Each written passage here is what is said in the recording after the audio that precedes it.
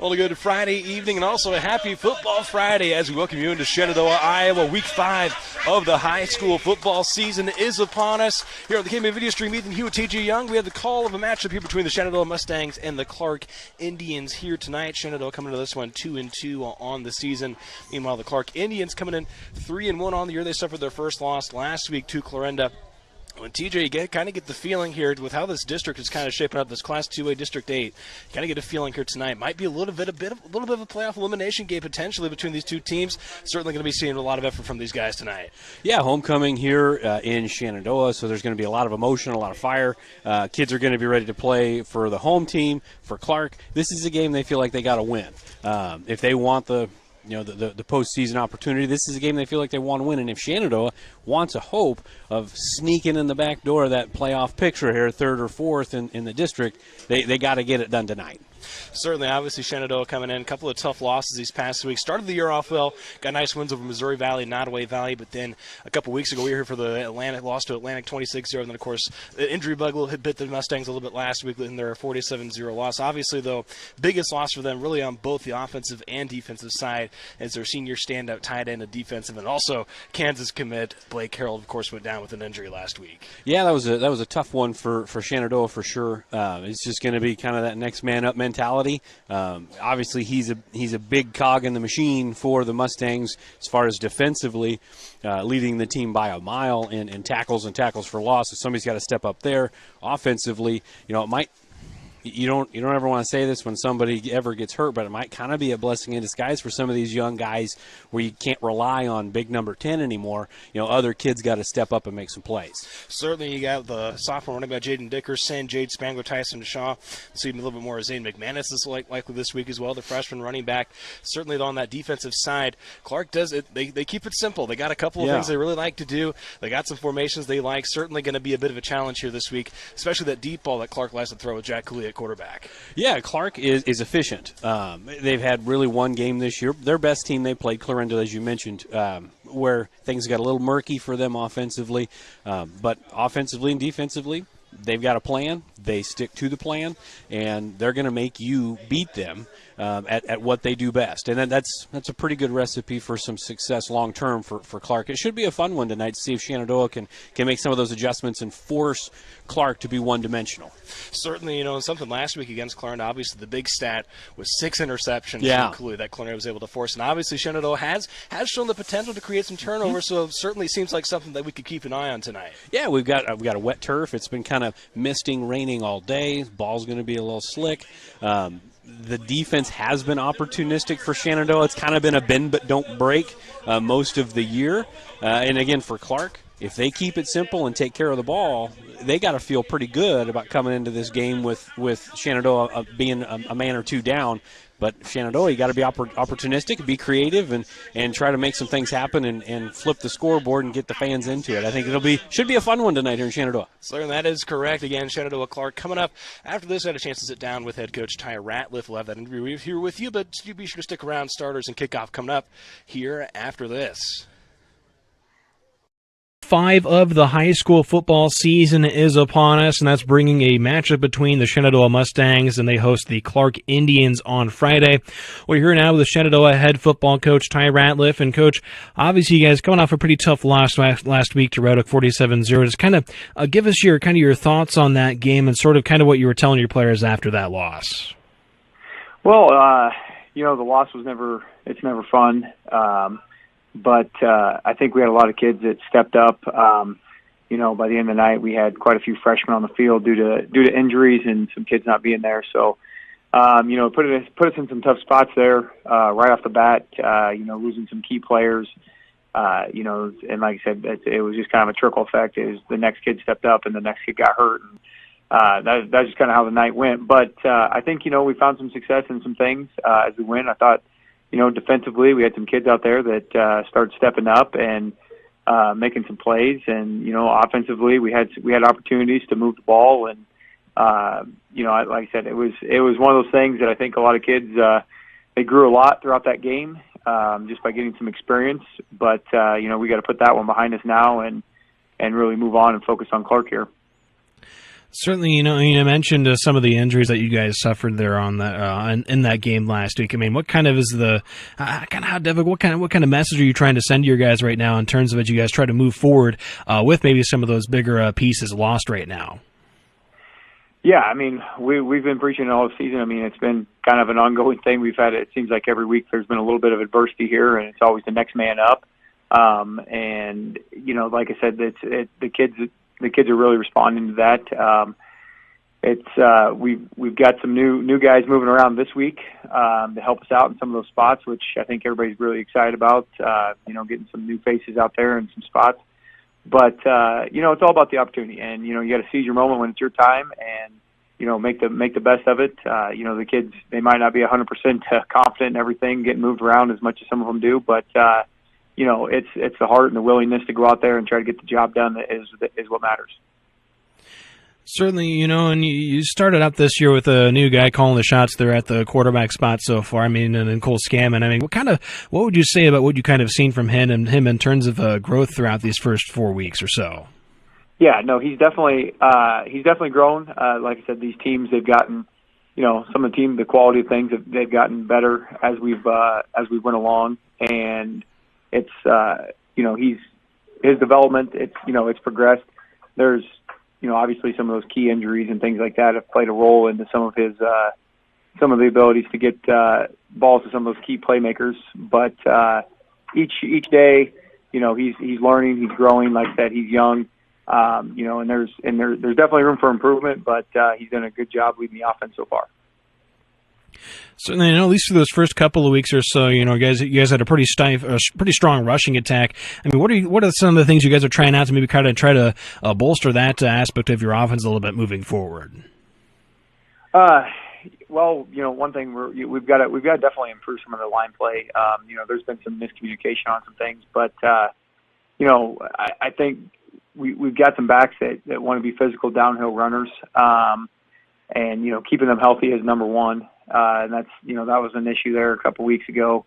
But now, I think we definitely got to clean up some things, across the line. I think we've got opportunities to get some big holes and to get Jaden out in space. And, like I said, he likes to run downhill real hard. And, that's one thing that we're going to have to continue to do as the season goes forward. Certainly, and on the defensive side of the ball, through those first three weeks or so, especially, the defense have been pretty strong. Obviously, a little bit of an outlier last week, giving up 47 to Red Hook. I mean, what would have been kind of some of the things that you guys have been preaching on that defensive side that kind of allowed you guys to play overall, I guess, through these first 4 weeks, a pretty solid team defense? Well, we want to play aggressive, play fast, and and we want to swarm the ball. That's we've tried to get as much speed out there as we can. And Blake Harold, he was a dominant player for us there off the edge. He was actually starting in the middle for us there on Friday before he went out. But the whole goal is to we want to play fast. We want to read, react, and attack the football. And teams that throw the ball, we want to try to put pressure on them. Let our secondary do the work in the back there, which we've been doing pretty well. I mean, we were getting quite a few turnovers, and each week we were, for the most part, winning the turnover battle there. So I think going forward again, it's the same thing. I mean, we want to put aggressive kids out there that are looking to run downhill and make some plays. And it's like that. It's one of those things. Each week now that we've got to have kids stepping up and filling some of these spots that are open. But the message doesn't change. We want to play fast. We want to play aggressive and swarm the football. Certainly, and with Harold's absence on that defensive front, I mean, who are some of the guys that maybe stepped up a little bit last Friday? Maybe you're looking at to continue to try to step up here through the remaining weeks. Yeah, no, we had several freshmen hop on the field: Zane McManus, Cole Graham, Ethan Laughlin, all hopping in some of those linebacker roles due to some absences. And that's one of those things going forward. They're going to continue those roles, and we had some secondary guys coming in that were young freshmen, sophomores. But each week's a new opportunity to shine, and we're going to rely on those kids. They're they've got some big shoes to fill, but as a coaching staff, we feel confident in them. Being able to get the job done the best of their ability, and that's what we're asking of them. Certainly, and coming up this Friday, turning to this Friday, I should say, you guys have a matchup coming up with Clarke, who the score might be a little bit deceiving. They played Clarendon pretty close last week. I mean, just kind of talk a little bit with us, sort of what you guys have seen from them so far this year. No, they've got a couple nice run plays. They love the option. They love that inside lead play. And they throw the ball deep. We've got first, like kind of everything else, we've got to be able to establish good run stop defense.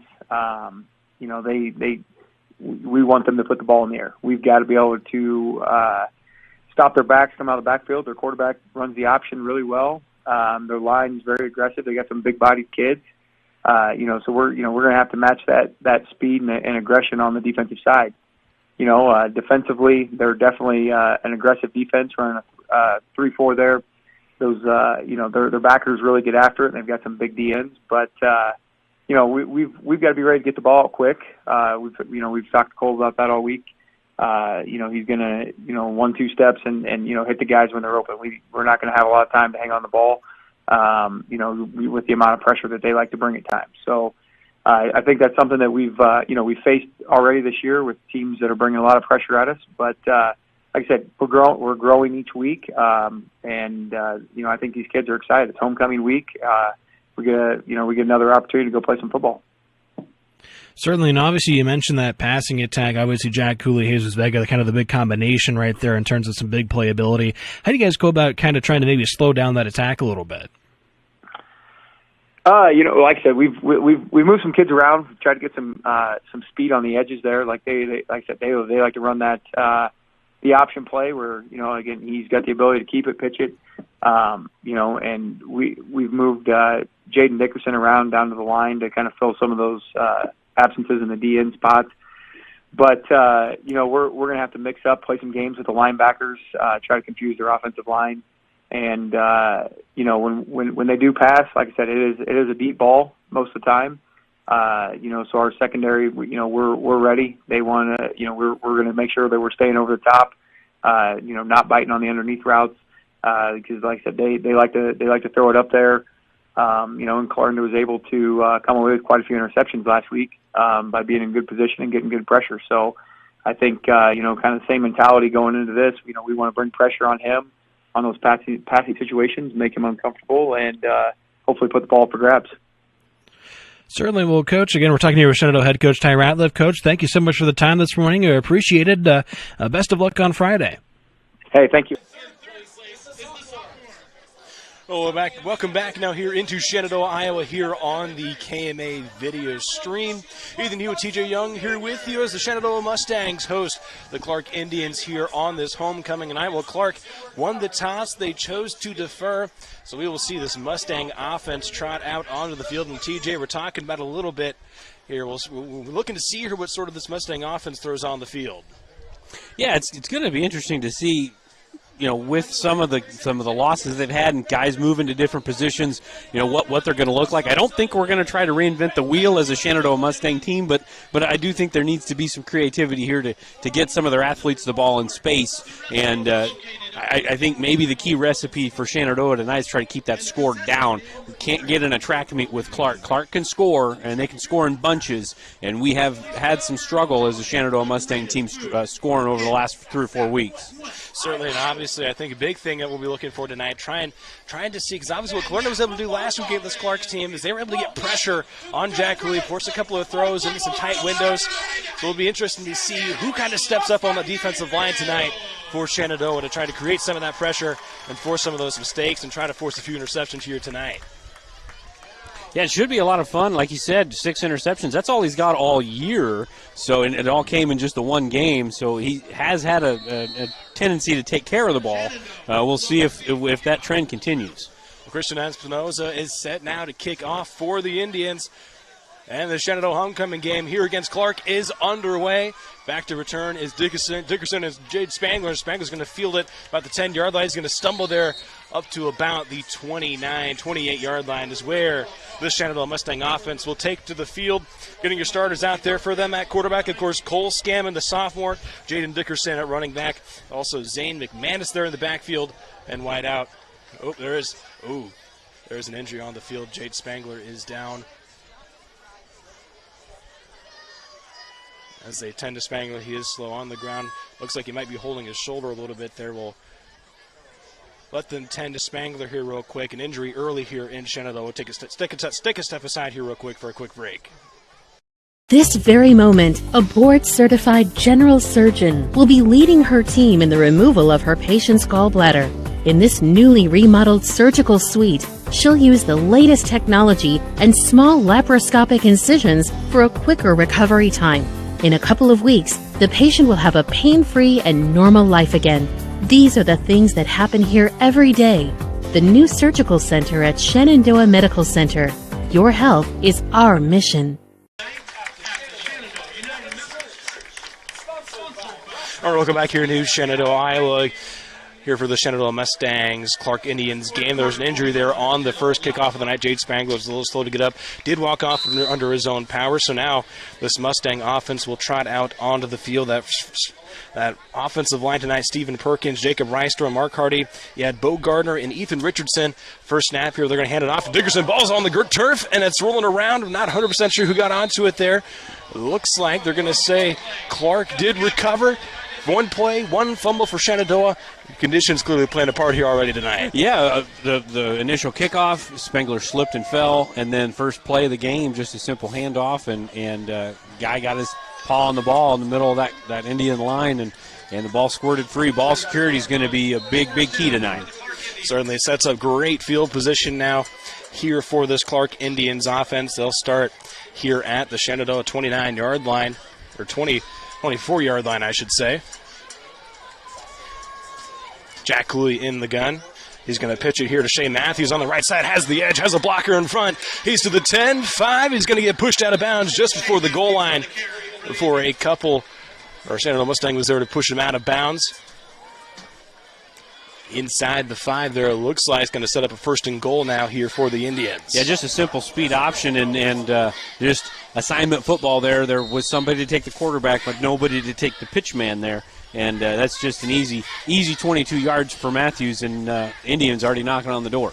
They're going to mark him down at the 1-yard line here. Double tie formation here for the Indians. Pistol look for Cooley. Gives it to Matthews again. This Matthews able to push forward into the end zone for the first score of the night, and the Clarke Indians jump out to a 6-0 lead here early on a quick 2-play drive, resulting in the touchdown. I don't think you could have drawn it up any better if you're Clarke. One play defensively, you get the turnover in very good field position, and then 2 plays, and you don't have to throw it. And tonight's not a great night to throw, but you don't have to throw it. You get 2 runs for 24 yards and a touchdown. Espinoza now set for the point after attempt here for Clarke. There's a snap, kick is up, and that one is good. It makes it a 7-0 ball game here early in Shenandoah. 11:40 still left here in the fourth score. The Clarke Indians up over Shenandoah here on the KMA video stream.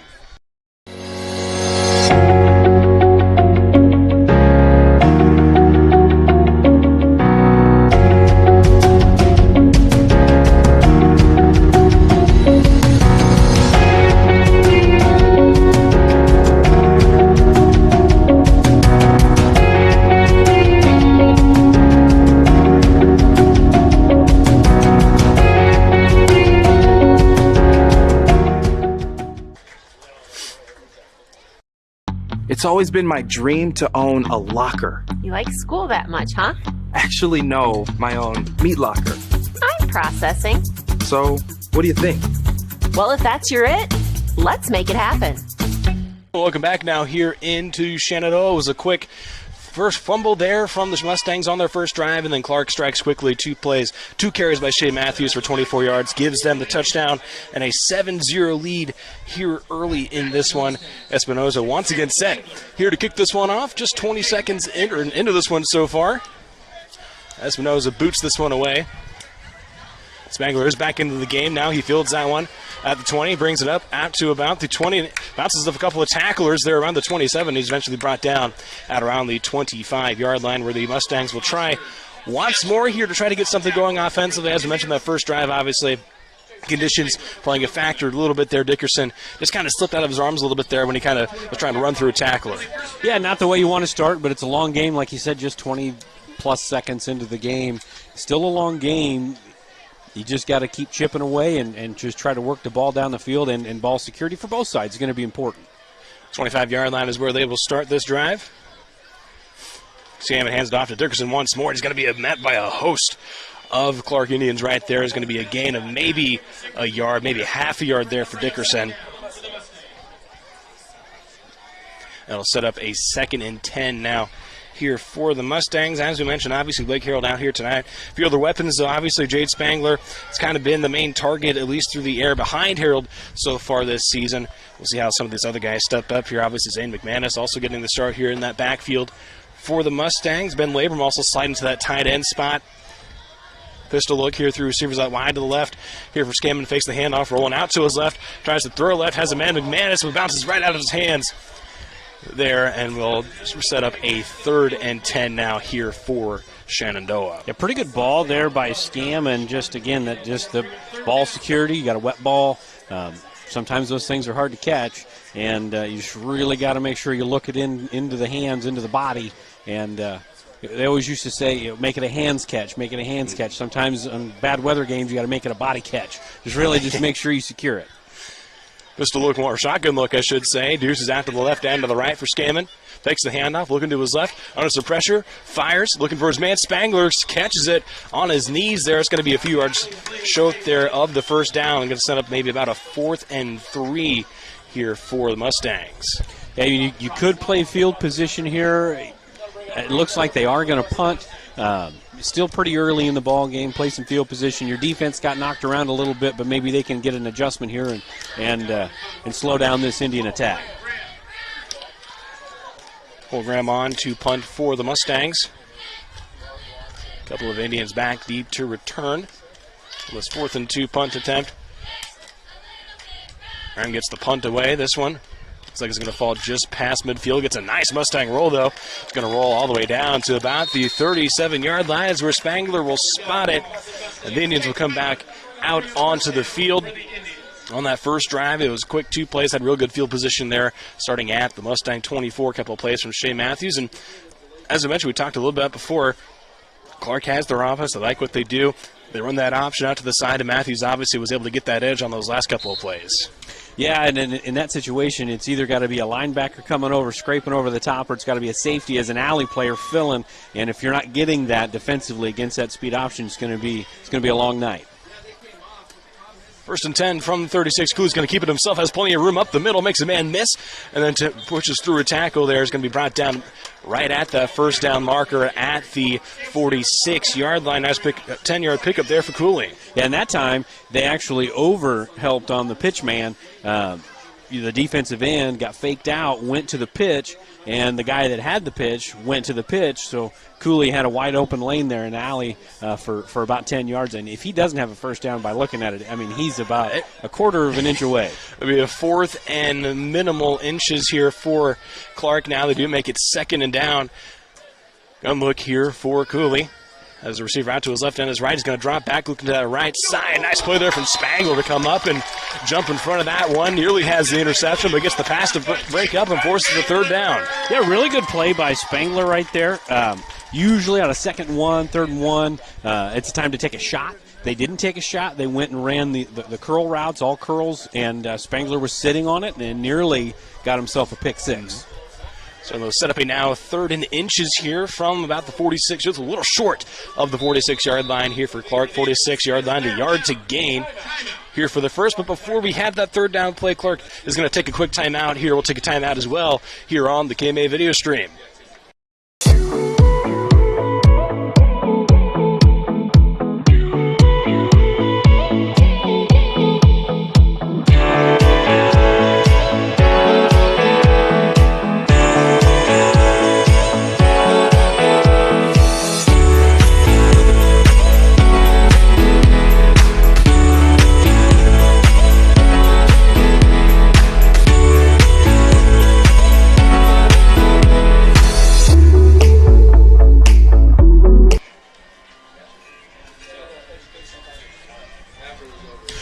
Well, welcome back now here to Shenandoah, Iowa, here on the KMA video stream here. The Shenandoah Mustangs hosting the Clarke Indians. Second offensive drive here for the Indians. On this one, they're going to be set up here for a 3rd and inches play. Now Cooley in the gun once more, has the receiver out to his right and his left.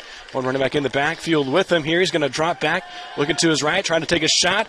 Does. Looking for us. Jesus Vega has his man in stride. Spangler trying to make the tackle. 5. Touchdown. Clarke. They make it a 13-0 ball game as Cooley is able to hook up with his man Jesus Vega, the junior receiver. Yeah, just a super easy pitch and catch. That's what I thought they were going to do on the last play. You get that 2nd and short, 3rd and short, that's time to take a shot. They called the timeout. Hey, they're sitting on the hitch. They're sitting on the curl route. Let's do a hitch and go, and it paid off big for the Indians. Espinoza will be back out once more, trying to make it a 14-0 ball game here early. 9:22 left here in this first quarter. So the Indians have one more man running onto the field for the point after attempt. Kick is up, and that one is good as well. It's 14-0 here in Shenandoah. Clarke up over Shenandoah right now, 14-0 here on the KMA video stream.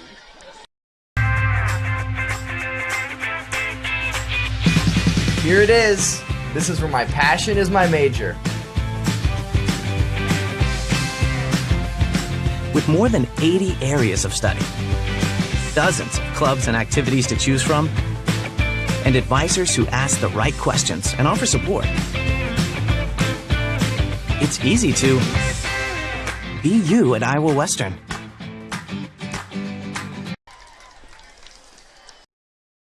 United Group Insurance is a team of people you know and people you trust. We offer home, auto, farm, crop, life, health, and commercial insurance from our convenient offices in Atlantic, Griswold, Red Oak, and Shenandoah. Our team of agents work together to make sure our customers find an insurance policy they feel great about. We offer a variety of insurance carriers so you can choose what works for your coverage needs. Learn more at United Group INS. Welcome back now here to Shenandoah. The Clarke Indians ready to kick this one off. Once again, they're up 14-0 here with 9:22 left. A little bit of a line drive kick here. Spangler fields it, botches the throw around the 10-yard line, ends up just falling on it right there. Obviously slipped down a little bit. A little bit of slippery field here tonight, and that is where the Shenandoah Mustangs offense will set up for their 3rd offensive drive here tonight. Had the fumble on their first drive on the first play from scrimmage, actually. Then the second drive, of course, got forced to a 3-and-out and a punt. Let's see what they can do on this drive, starting deep from their own territory at the 12-yard line. Yeah, 88 yards away seems like a long ways, and it is. You don't have great field position, but you just got to keep playing. You just got to keep trying to execute, trying to find something that works offensively, and then if you find something, you just got to keep using little wrinkles off of it. Scamming in the gun, 4 receivers spread wide as Dickerson in the backfield. High snap, has it in though. Fires it over the middle. Looks like that one slipped a little bit there in a contested catch. There in the air was looking for Zane McManus, but he's unable to haul it in. Good coverage there from Jesus Vega, the defensive back for Clarke. Yeah, athletes galore for Clarke, and they're in man coverage, and those crossing routes sometimes are good in man. You get some rub routes or some pick routes, but Vega right with him the whole way.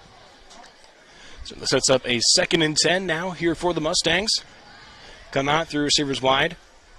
Tight end tight to the left. Pistol has Dickerson in the backfield. They motion McManus across the formation. He's going to hand it off here to Dickerson, who's going to be met there in the backfield. We saw that a lot last week there from the Indians. One of the ones in there on the stop, the junior standout Cole Binning for the Indians on that defensive line. Yeah, tough sledding so far, running the ball so far for Shenandoah, minus 4 yards rushing total. I know we're still early, but you got to find some way to get some sort of balance here offensively, not putting it all on number 3's shoulders. Puts them all the way back to here about the 7-yard line now for a 3rd and about 15. They'll spread 4 wide, 3 out to the right. Dickerson in the backfield, pistol formation for Scammon, dropping back in the end zone under heavy pressure there. Just had to get that one away to avoid the safety there, and that's going to end up forcing a 4th and 15 now here for the Mustang. This defense for Clarke so far has been pretty suffocating against the Shenandoah offense. Yeah, they're doing a really good job, and Shenandoah is not helping themselves right now. They're putting themselves in obvious pass down situations, 2nd and long, 3rd and longs, and that's allowing that defensive line and those free linebackers to kind of tee off on the quarterback and get some pressure on him, and he's having a hard time. He's made a couple good throws, just not able to hang on to him too with the wet ball. Just with a little over 8.5 minutes left. Graham, high, short punt here out of the end zone. Bounces around the 24. It's going to end up rolling to about the 27-yard line. End up where they will spot that one down. So Clarke, once again, some really good field position here early, having a chance here with 8:23 left here in this first quarter. Try to extend their lead a little bit, already up 14-0 so far. Yeah, for Clarke, it's not time to think the game's over, but you just got to keep doing what you're doing, and I assume that they're going to do that. They're not going to go outside of themselves, and I think that's part of what makes Clarke a pretty solid bunch on offense. 28-yard line is officially where they'll start him. Shotgun here for Cooley. Hands it off to his running back here. He's going to have plenty of room there up that side. It's Drake Moore who bursts through the hole off the edge all the way to the end zone for the Clarke Indians. That is a 28-yard touchdown run there for Drake Moore. The sophomore running back coming in off the bench gets the 3rd score here for Clarke. Yeah, just really struggling on the edges right now on the rush defense for Shenandoah. The middle seems to be doing a pretty good job of holding up, but Clarke can get to the outside any way they want right now, whether it's the option game or just simple counter, they're going the other way. Espinoza once more on for the point after attempt. We're going to have a flag there on the sideline. Looks like I believe they're going to say false start there from Clarke. That is the call. Push him back 5 yards.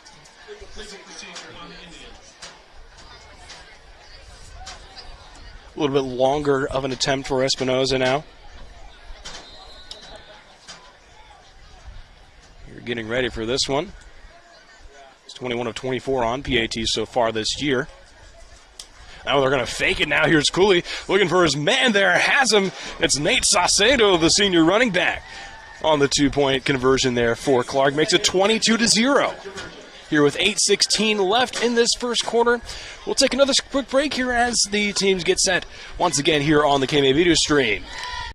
Every inch of your body puts pressure on one place, your feet. So give your feet everything they could ask for by walking in to Brown Shoe Fit Shenandoah. Shoes for every occasion, boots for any situation, and above all, the right fit for you. After all, Brown Shoe Fit has been fitting feet for over 100 years. The only downside, so many shoes to choose from and only 2 feet. Great service, great selection, a great fit every time at Brown Shoe Fit, downtown Shenandoah.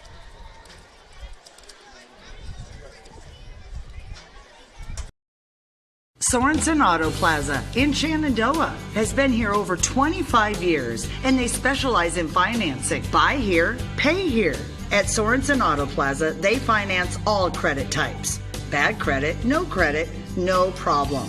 Visit SorensenAutoplaza.com to apply for financing and stop by and visit us on Sheridan Avenue. Sorensen Auto Plaza, proud to support this Shenandoah live stream. We'll go back now here into Shenandoah on the kickoff here. Spangler able to wiggle his way up here past the 25, about the 26-yard line, 27-yard line maybe. It's about where they'll spot him down after that one right there in the middle of the field. Well, there's been 3 drives so far for Clarke, 3 touchdowns. And for Shenandoah, it's been the polar opposite. They had the fumble on the first drive and then 2 3-and-outs so far. Really struggling to get the ball moving, particularly on the ground. If I do believe Shan's about up to about 3 yards total here through these first 2 drives after negative yards on that 3rd drive. Yeah, it's been tough so far for Shenandoah, but like I said earlier, it's a long game. They'll set up shop here. Scammon trying to throw over the middle. He does, has his man.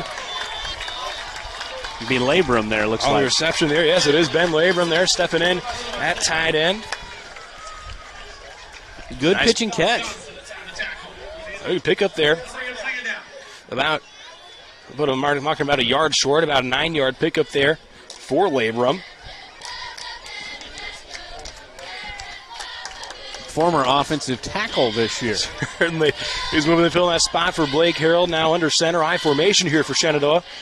They hand it off here to the fullback up the middle.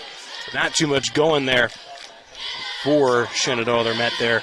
Then McManus on the carry, met by a couple of Clarke Indians in the back. There's Sean McAfee, one of them in there on the stop.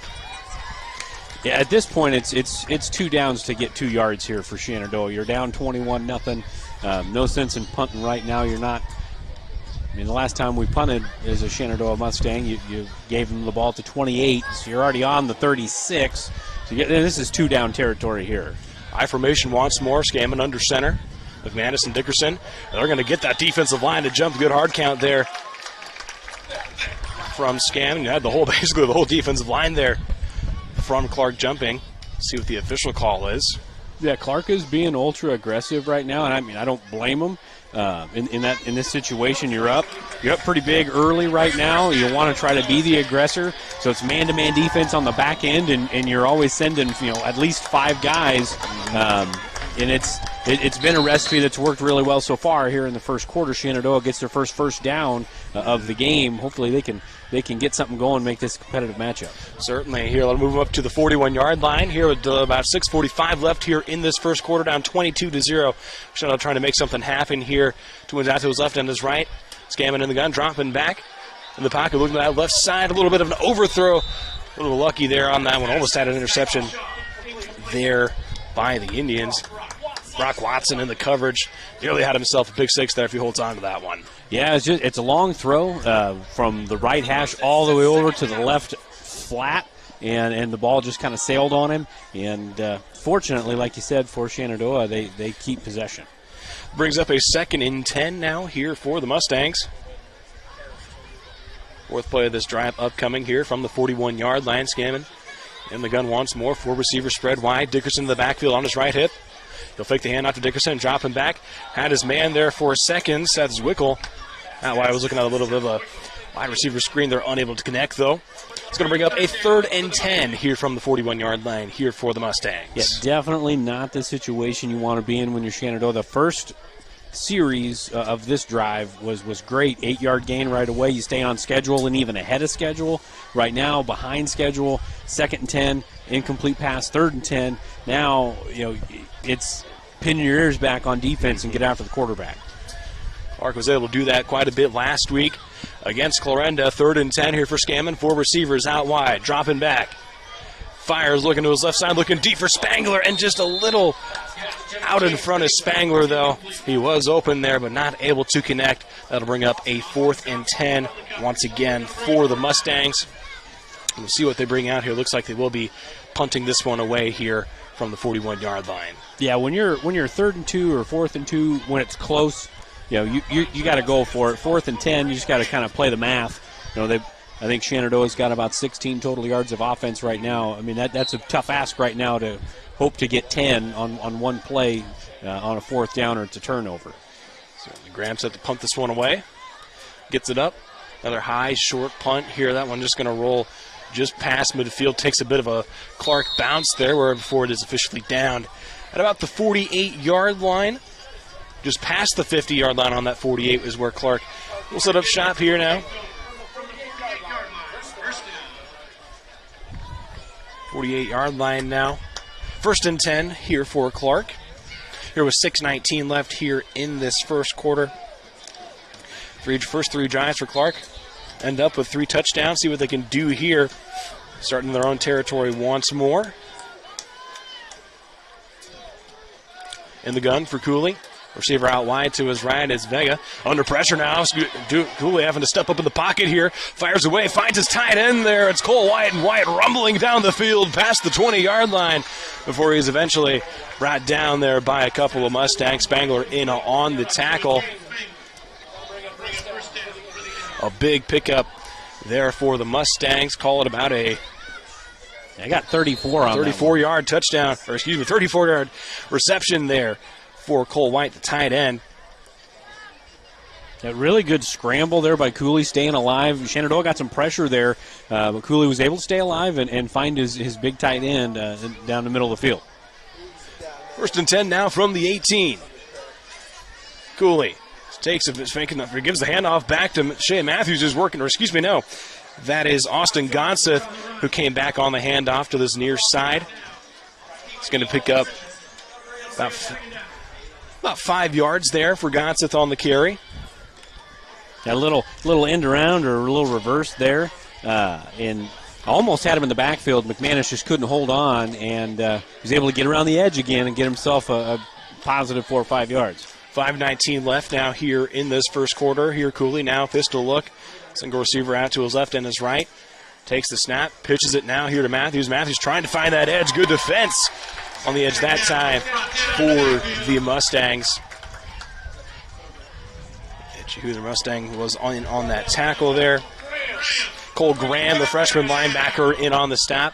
Brings up a third down here now for the Indians. 3rd and 8. We're about the 16-yard line here in the red zone. Striking distance once more here for the Indians. Yeah, really good option responsibility there. Quarterback was handled by the quarterback guy, and then the pitch man was handled by Graham. That time, Shenandoah did a really good job. 4:32 left now. Cooley here in the gun. Matthews in the back, or excuse me, Gonza was in the backfield with him. We'll have a timeout here taken by Clarke. That's their second here of the first half with 4:28 left. The Clarke up 22-0 over Shenandoah right now here on the KMA video stream. Heritage Bank is proud to be a locally owned community bank. We have been committed to our community and meeting the financial needs of our customers since 1873. We are confident that our knowledgeable staff can help you make informed decisions about your financial needs no matter how big or small. Let us show you how rewarding a relationship with First Heritage Bank can be. Stop in at one of our 2 locations, or you can find out more information at www.fhbshen.com. First Heritage Bank is a proud supporter of Shenandoah High School athletics. Go Shen, member FDIC. The strength of a house starts with its foundation. Just like the strength of a community starts with its education to ensure its success for many generations to come. The Shenandoah Iowa Education Foundation strives to bring world-class education and opportunities to the youth of Shenandoah. Visit ShenandoahIowaEducationFoundation.org to become a part of the $100 Club, the Family Challenge, to donate to the Peter J. Weber Scholarship, or to make a general donation. The Shenandoah Iowa Education Foundation, partnering today for success tomorrow. We'll go back now here into Shenandoah. We apologize, but we just missed the touchdown play there from 16 yards out. Jack Cooley able to hook up with his man Brock Watson there for the 16-yard touchdown reception, and to break this one out to a 28-0 ball game now. Here the Indians up with 4:20 left here in this first quarter. Sophomore receiver had a couple of touchdown catches in the season coming into this matchup here tonight. Espinoza now gets set. Another PAT attempt. This one up and good, and makes it 29-0 here. Clarke up over Shenandoah with 4:21 left here in this ball game. Let's take a step aside. Rest of the first quarter coming up after this here on the KMA video stream. This is Kane with Gowing Plumbing. Gowing Plumbing is the name to remember for 24-hour service. That includes after hours and weekends, because that is when problems usually occur. We're located in Shenandoah, but we also serve the surrounding communities. That's the way it's been done for more than 70 years. And we work on boiler heat, so call fully licensed Gowing Plumbing any time of day or night. 246-1803 or after hours at 712-310-9248. Pella Corporation in Shenandoah is growing. Pella is a family-owned company and has a strong heritage that started in 1925. Pella offers a strong benefit package, competitive wages, quarterly bonuses, profit sharing, and more. Pella has a decreased overtime schedule. You'll never work on Sundays, and you will have at least 2 Saturdays off each month to spend more time with your family. Go to careers.pella.com to see what jobs are available and apply today. Experience is not necessary, as Pella will provide training. Pella is an equal opportunity employer. We'll go back now here to Shenandoah, Iowa. Clarke ready to kick this one off once more after the score, making it 29-0. Here Clarke up over Shenandoah. So Espinosa squibs this one down the field here, bounces off there, and eventually Mustangs able to recover that one. Bo Gardner falls on it. That'll give the Mustangs best starting field position, I believe, here tonight so far. Yeah. Right at around that 41-yard line in their own territory. Here with 4:20 left, maybe a chance, obviously. Conditions getting a little cooler, a little more misty down there on the field, but we'll see what the Mustangs can put together here offensively. Yeah, I think as the game goes on, the conditions aren't going to get any better. It's just going to be pretty misty all night. Shotgun look here for Scanman. 3 receivers out wide to his right. He's going to try to make the hit. Was looking to hand it off to Dickerson, but the ball bopped out and onto the ground. And that one is recovered by the Indians. The second fumble of the night for the Mustangs. And falling on that one there for Clarke. Get you who the man was there who recovered that one for the Indians. Lane O'Hare with the fumble recovery, and that'll set up shot offensively for Clarke once more here in opponent territory at the 39-yard line. Yeah, just kind of an unfortunate situation again there for Shenandoah. Just kind of ball handling in the backfield. The running back and the quarterback just not together at the mesh point there, and the ball's slick, and that's going to happen if you're not together and secure there on the mesh point. 29-0 here, 4:16 left here in this first quarter. Cooley in the gun. Hands this one off to his running back. Here working it up there is Nate Saucedo on this near side. Is going to find about 5 yards or 4 yards, we'll say, there on the edge to set up about a 2nd and 6 now here for Clarke from 36-yard line. Saucedo been one of the more effective backs for Clarke so far this season. At 22 attempts, 278 yards, and 5 touchdowns coming into tonight. I think it's a 2nd and 7 now, actually, here for Clarke. Cooley takes a snap, dropping back under some pressure, moving out to his right, firing back to his left, and nearly intercepted, dropped there on the defensive side by the Mustangs. As Shenandoah very fortunate to get some pressure in the backfield because big number 87 was wide open down the middle of the field. There wasn't anybody within about 15, 20 yards of him, and Cooley just couldn't get back to him and nearly threw a pick there. Ethan Laughlin, the freshman linebacker, had the chance at the interception there. Instead, Clarke survives, and it's 3rd and 7. Now here from the 36-yard line here for Clarke. Shotgun look once more for Cooley. Receiver out to his right and his left. Dropping back here. Has plenty of room. He's going to step up now, trying to fire deep to Vega. Has him in stride once again, and Vega will trot into the end zone across the goal line. And they jump out now to a 35-0 lead here with 3:25 left still here in this first quarter.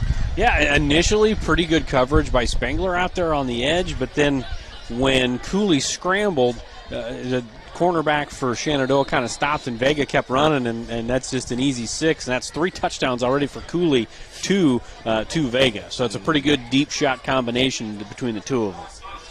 Certainly saw that last week as well against Clarendon a couple of times. Now Clarke sitting to get this PAT attempt up. That one is good as well. Makes it a 36-0 ball game now. Here Clarke up over Shenandoah. We'll take a quick break here on the KMA video stream. From large projects to daily tasks, we can help at Miller Building Supply in Shenandoah. This is Josh, and we pride ourselves on quality products, knowledge, and service. We're always available for advice on the projects that take years to design or the issues that need fixed in a hurry. And we offer free estimates on anything and everything you need to complete both. When you have a demand, we offer the supply. Miller Building Supply in Shenandoah. At this very moment, a board-certified surgeon specializing in female pelvic medicine and reconstructive surgery is scrubbing up in a newly remodeled surgical center full of the latest technology to give a woman a chance to take back control over her body. It will take less than an hour. There will be minimal recovery time, and afterwards, she'll start to feel normal again. These are the things that happen here every day. The new surgical center at Shenandoah Medical Center. Your health is our mission. Welcome back now here to Shenandoah, Iowa. Ethan Hugh, TJ Young here with you on the KMA video stream. Here as the Clarke Indians are up big here late in this first quarter, up 36-0 over Shenandoah at the moment. Espinoza set to kick this one away once more. A little bit of a line drive here right in the arms. And Spangler's going to slip down at about the 13, but he gets back up on his feet. He's trying to make a couple men miss there in the middle. He's going to bring it back to this near side, up just past the 30, where he's wrapped up by a few different Clarke defenders there. Yeah, pretty good return there by Spangler. Second best starting field position of the night, but that's the best return of the night. And near disaster again as he nearly slipped and fell there. Would have been down about the 12 or 13-yard line. Instead, he will bring it up. They'll start just past that 30-yard line, or at the 31, where they will start here for 1st and 10 as we hit 3 minutes left here in this first quarter. Out of points so far here for Clarke in this one. No answer right now defensively for the Mustangs. See if they can get something going offensively. Scammon in the gun. 4 receivers spread wide. Dickerson in the backfield with him. 2 men in motion there in the backfield. Neither really got set there. The flags are thrown all over the place here as Dickerson carries that one a couple of yards up there on that far side. Yeah, officials probably should have stopped that before the play even got started because 2 men were in motion there at the same time. But it's going to be a 5-yard penalty. Shenandoah, again, just kind of shooting themselves in the foot here a little bit, just getting behind schedule, getting behind the chains. They set up out of 1st and 15 now here for Shenandoah. Puts them back here about the 26-yard line. With 2:12 left here in this first quarter. Scammon come out in the gun once more. Dickerson in the backfield with him. 3 receivers out wide to his left. We'll hand it off to Dickerson here, and Dickerson met by looks like the whole defensive line almost there before Clarke got into the backfield. Cole Benning, Sean McAfee, a couple of the men there in on that stop. Yeah, just tough sledding inside for Shenandoah. Just having some trouble blocking the interior of this defense.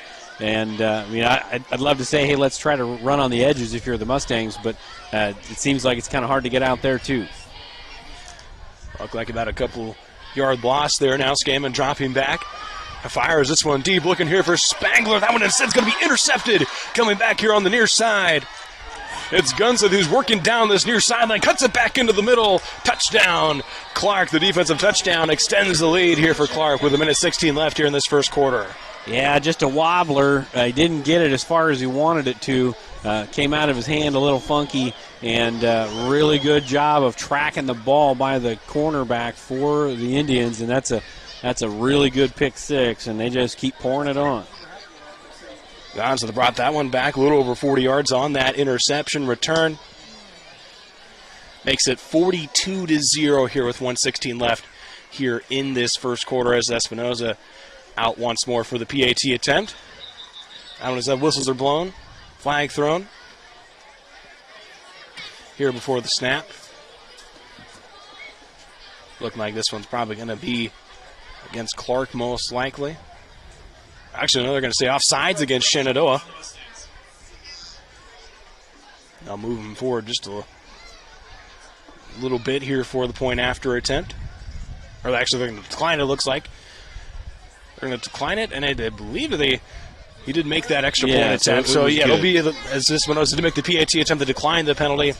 Well, just kidding. I was going to say the penalty came out before the play went off, so I would assume they can't accept the field goal. That technically shouldn't have happened, but they will just have to redo this point after attempt here for Espinoza. He gets ready here. It's still 42-0. Here Clarke up right now. Gets the kick up, and that one looks like it's going to be a little short and to the right. It'll stay 42-0 here at 1:16 left here in this first quarter on the KMA video stream. Much of the first quarter coming up here after this.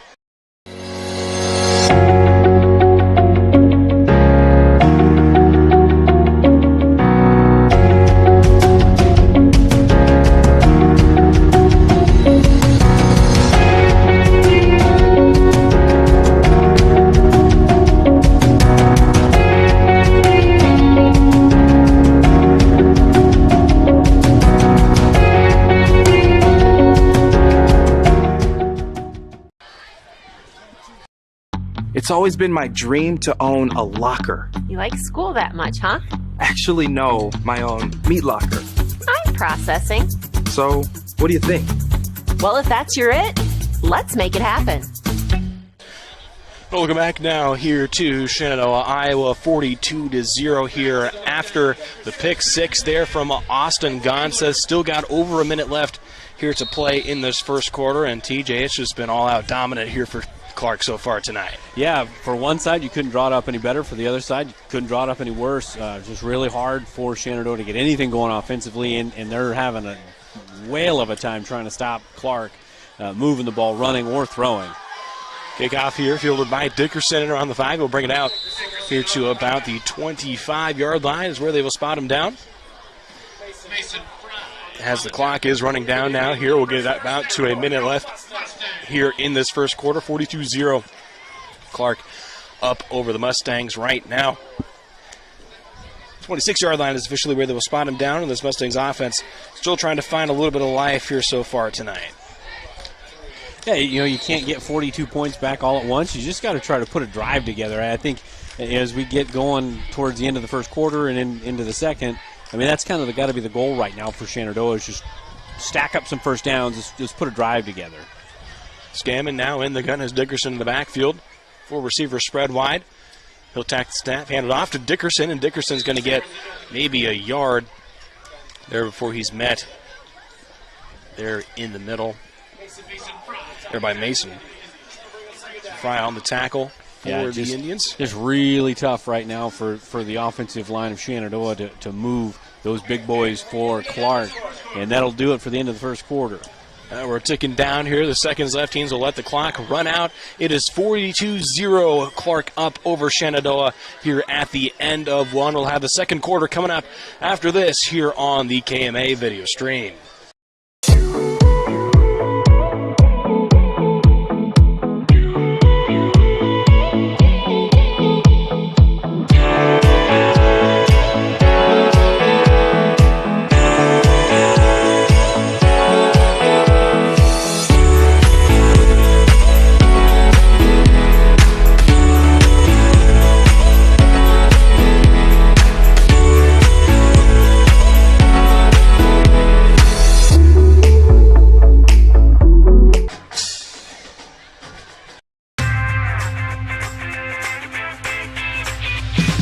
Here it is. This is where my passion is my major. With more than 80 areas of study, dozens of clubs and activities to choose from, and advisors who ask the right questions and offer support, it's easy to be you at Iowa Western. Well, welcome back now here to Shenandoah, Iowa. Ethan Hewitt, TJ Young here with you on the KMA video stream. Well, it's 42-0 as we get set to start the second quarter of action here. Clarke up over Shenandoah at the moment. Shenandoah will start with the ball here, 2nd and 9. Takes the handoff there. Dickerson under a lot of pressure there. Was maybe looking for trying to hand the ball off to there to Dickerson, but instead he's going to be sacked in the backfield there. I believe that's Lane O'Hare who made the tackle there for Clarke, or the sack I should say, for O'Hare, the first sack of the night. We'll push him back here to about the 21-yard line. Sets up now a 3rd and long, about 3rd and 15 as we hit about 11 and a half minutes left to play here in the second quarter. Shenandoah comes back to the line, 11 total yards of offense in that first quarter. Shotgun look here for Scammon, 4 receivers out wide. High snap there, hauls it in though, dropping back under pressure. Looking for Dickerson there, was a little high on the pass. Once again, be a little lucky there. No interception there from Clarke. And instead, it will bring up a 4th and 15 now here for Shenandoah. Yeah, just no real room there on the pass, and it just kind of sailed on that wet ball and fading back on that screen.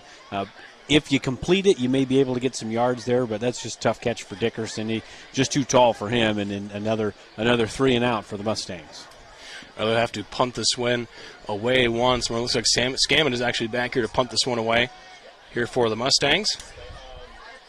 He gets it away. Another high punt here. He'll bounce it around the 43. Gets a nice Mustang bounce before it rolls out of bounds. Right past midfield, about the Clarke 49, is where the Indians will set up shop now here offensively. Start off this second quarter. And in that first quarter, Matt Cooley had had himself quite the quarter. Was super efficient, 4 for 5 for 140 yards. Also 3 touchdowns, a couple of those to his favorite targets so far this season, Jesus Vega. Yeah, it's a lot of fun to watch Clarke's offense.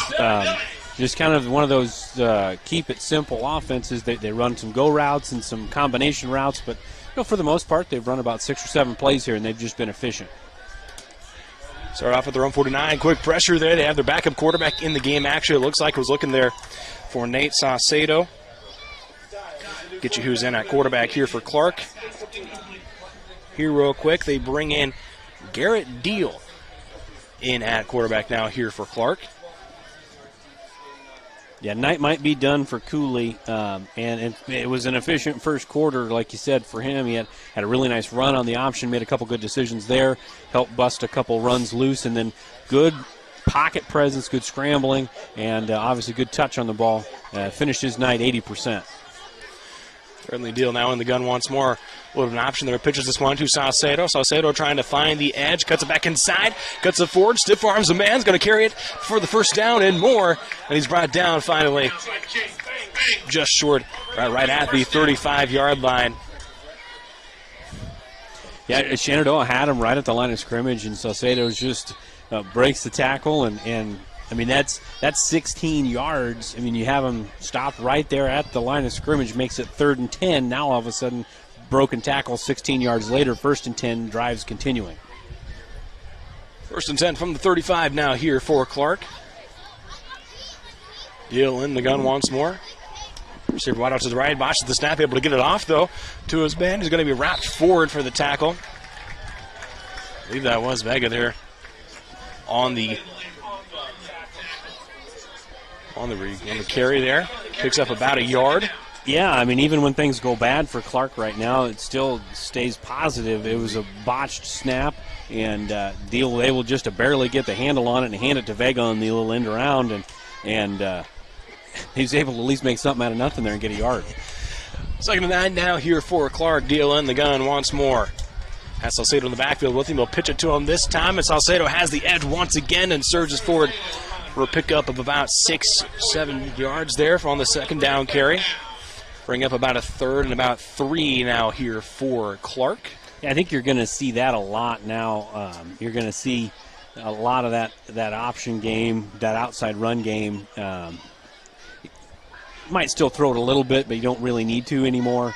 But Shenandoah down the road, I mean, this is really where we need to see the Mustangs make some adjustments here defensively and get that alley player up in there to cover the running back, because they're taking care of the quarterback right now. It's just not able to get to the pitch man. 3rd and 3 now here for Clarke. Deal dropping back. Was looking over the middle line, rolling out to his left, under some pressure, fires away, has his man. Looks like Brock Watson, who's bringing it back near side, has the edge, had a block there, and he's going to get past the 5 to the end zone. Touchdown, Clarke. They extend their lead to 48-0 now here with 7:33 left here in the 2nd quarter. That's 2 TDs now for Watson. Watson and Vega, 2 touchdowns apiece. No flags on the play, so that down counts. That's good job by the backup quarterback to come in, scramble, find a man, and a good run after catch by Watson. Lenny is now back out on the field here to attempt the point after.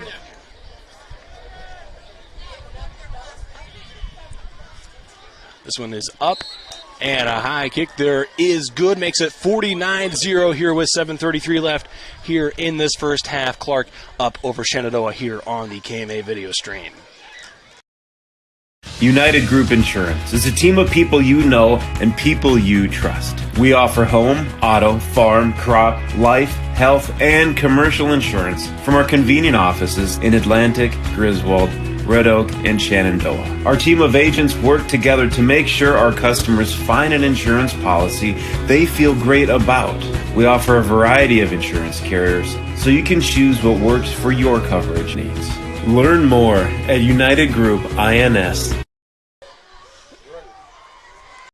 Heritage Bank is proud to be a locally owned community bank. We have been committed to our community and meeting the financial needs of our customers since 1873. We are confident that our knowledgeable staff can help you make informed decisions about your financial needs no matter how big or small. Let us show you how rewarding a relationship with First Heritage Bank can be. Stop in at one of our 2 locations, or you can find out more information at www.fhbshen.com. First Heritage Bank is a proud supporter of Shenandoah High School athletics. Go Shen, member FDIC. Welcome back now here to Shenandoah here on the KMA video stream. 49-0 Clarke up over Shenandoah here on kickoff. Oscar Castro here ready to set to kick this one off here for the Indians, and he boots this one down. It's fielded by Spangler at about the 13-yard line, drops it on the turf once more. A couple of Indians are scrambling for it. They say they got it, and the Indians do. They recover the botched catch there from Spangler on the kick return. Now the Indians have prime field position here with 7:18 left inside the red zone. Be about the 16-yard line where they set up shop, and that is kind of how it's been so far tonight for the Mustangs. A lot of just these conditions obviously probably playing a little bit of a factor there. Spangler again kind of slips up when he's trying to field that kickoff return and ends up dropping it, and the Indians pick it up. Yeah, it's something to keep in mind too, though, is it's just as wet for Clarke as it is for Shenandoah, but it's affected Clarke a little bit, but it has really seemed to be affecting Shenandoah's skill guys to this point. 1st and 10 from about the 16 for Clarke. Here running it over the middle there. For the end is going to be about a 3-yard pickup. There for the there for the Indians. I believe that was Matthews there. I do believe it was. It was Shane Matthews, the junior running back, on the reception there for 3 yards. Makes it a 2nd and 7 now here from the 13 for the Indians. At 6:43 left here in this second quarter. Garrett Deal in at quarterback for the Indians. He's in the gun here. Receiver out to his left and his right. Dropping back here now. Throws it to his left side. Has his man there. Moore has plenty of room and surges forward. Shows off the speed and breaks across the plane for another Clarke touchdown and makes it 55-0 here with 6:27 left here in this first half. Yeah, again, just efficient offense. And there's nothing simple there. It's just a little screen. Let the defense show up, and nobody in the flat there for Shenandoah. And man coverage is what they've been, and you got to figure somebody's got to be there, but nobody home, and that's an easy touchdown. I do believe that's a second rushing touchdown for Moore on the night so far. The sophomore running back having himself a big night. 13-yard run there for him. Castro set for the PAT. Looking to make it 56-0. Gets that kick up, and it is good. Make it 56-0 now here with 6:27 left here in this first half. Clarke up big over Shenandoah here on the KMA video stream. Sorensen Auto Plaza in Shenandoah has been here over 25 years, and they specialize in financing. Buy here, pay here. At Sorensen Auto Plaza, they finance all credit types. Bad credit, no problem. Visit SorensenAutoplaza.com to apply for financing and stop by and visit us on Sheridan Avenue. Sorensen Auto Plaza, proud to support this Shenandoah live stream. This is Kane with Gowing Plumbing. Gowing Plumbing is the name to remember for 24-hour service. That includes after hours and weekends, because that is when problems usually occur. We're located in Shenandoah, but we also serve the surrounding communities. That's the way it's been done for more than 70 years. And we work on boiler heat, so call fully licensed Gowing Plumbing any time of day or night. 246-1803 or after hours at 712-310-9248. Well, welcome back now here to Shenandoah. Ethan Hugh, TJ Young here with you on the KMA video stream. But Clarke is up big right now. Drake Moore sprints in from about 13 yards out to make it 56-0 as Espinoza kicks this one away. Fielded here again by Spangler at the 20. They're going to say his knee touched down there right at that 20-yard line. Now Shenandoah will have another chance here offensively. See what they can do here. Obviously down big here in the middle of this first quarter. I mean, if you're Ty Radcliffe here at this point, I mean, kind of what are you telling your guys right now that you're going back out on the field here offensively? Well, right now, it's not really about winning the game. I mean, it's probably not happening tonight. It's about, again, just kind of building something offensively, finding some sort of an identity. What are we? What are we going to be? Build some drives, put some drives together. If the points come, the points come. But it's just finding something positive to hang your hat on. Scam is going to pitch this one. The ball on the ground again there from Dickerson, and the Indians are going to fall on it once again. 3 fumbles here for Shen. 2 straight plays, I should say, for Shen. Now, obviously, the kickoff and the play right there. 2 straight fumbles, and Clarke will once again start here from the red zone inside the 15-yard line.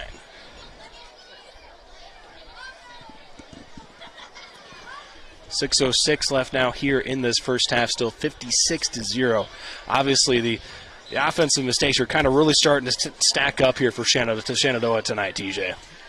Yeah, it's just been a hard luck night for the Mustangs on the homecoming night, and Clarke came in ready to play. Give them all the credit. They've come in ready to play. They've taken advantage of every opportunity they've had. About the 13 where they start it now. Deal will pitch it to Moore once more, and Moore surging forward. Man, Moore is showing off the wheels there on that far edge so far tonight. Called to pick up about 8 yards on that pitch on the outside. Yeah, kind of that same story. It's just, they got the quarterback covered on these options, but there's just nobody there after that to take care of the running back, and that really is the safety's job or that outside linebacker's job to get in there and fill. Just kind of depends on how they're teaching the coverage, but somebody's got to get to him. He can't be a free guy. Deal in the gun once more as the receiver out to his right and his left, 2nd and 3. Pitches it to Moore once more on that near side once again. And Moore trying to find the edge, and he is going to, looks like he's going to they're going to mark him maybe just short of that first down. They will make it 3rd and about, we'll call it about a 3rd and a yard there. We will have a timeout called here by the officials. It looks like there is a Mustang down on the field. Injury timeout taken as they tend to the injured Mustang. We'll take a quick break here on the KMA video stream. The strength of a house starts with its foundation. Just like the strength of a community starts with its education to ensure its success for many generations to come. The Shenandoah, Iowa Education Foundation strives to bring world-class education and opportunities to the youth of Shenandoah. Visit ShenandoahIowaEducationFoundation.org to become a part of the $100 Club, the Family Challenge, to donate to the Peter J. Weber Scholarship, or to make a general donation. The Shenandoah, Iowa Education Foundation, partnering today for success tomorrow. From large projects to daily tasks, we can help at Miller Building Supply in Shenandoah.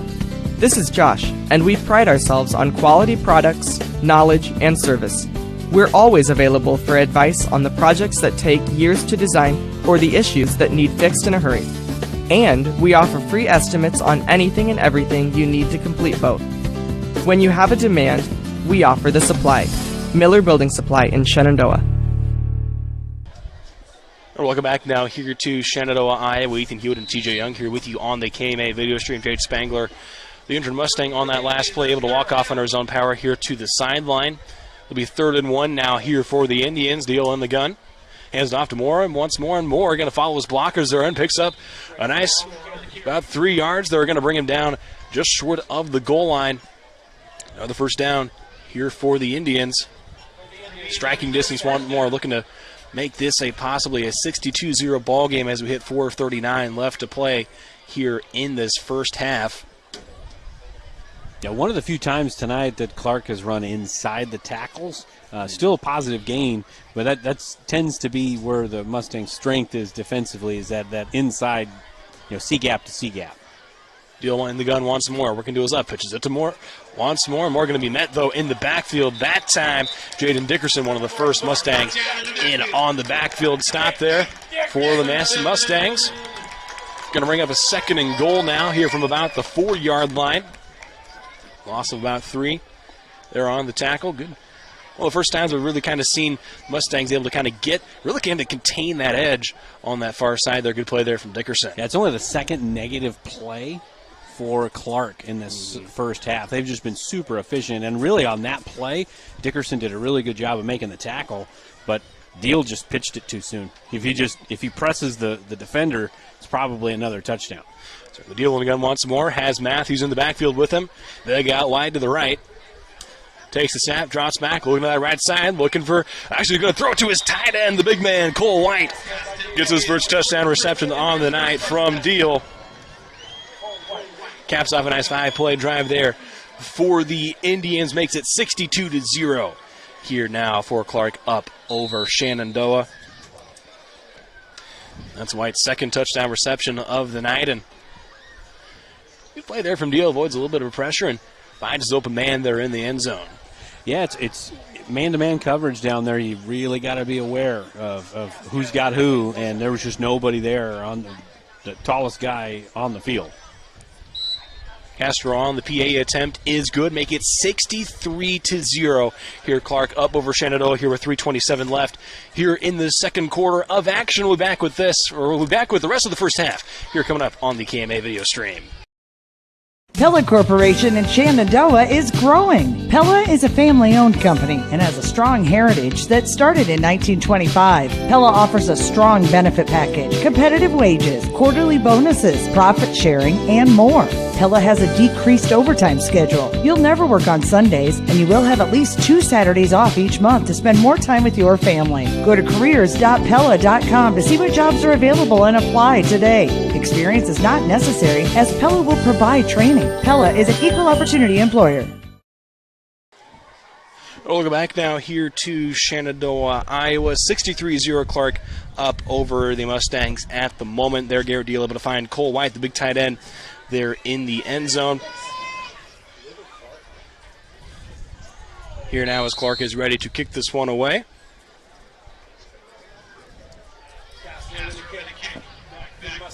Oscar Castro set to boot this one away here for the Indians. Big kick here down the field. Going to be fielded by Dickerson here at about the 5. He's going to bring it up here about to the 20. Slips out of a tackle. Everybody's going to end up stumbling here past the 28. We'll mark him down at around the 21-yard line, which is where the Mustangs will set up shop.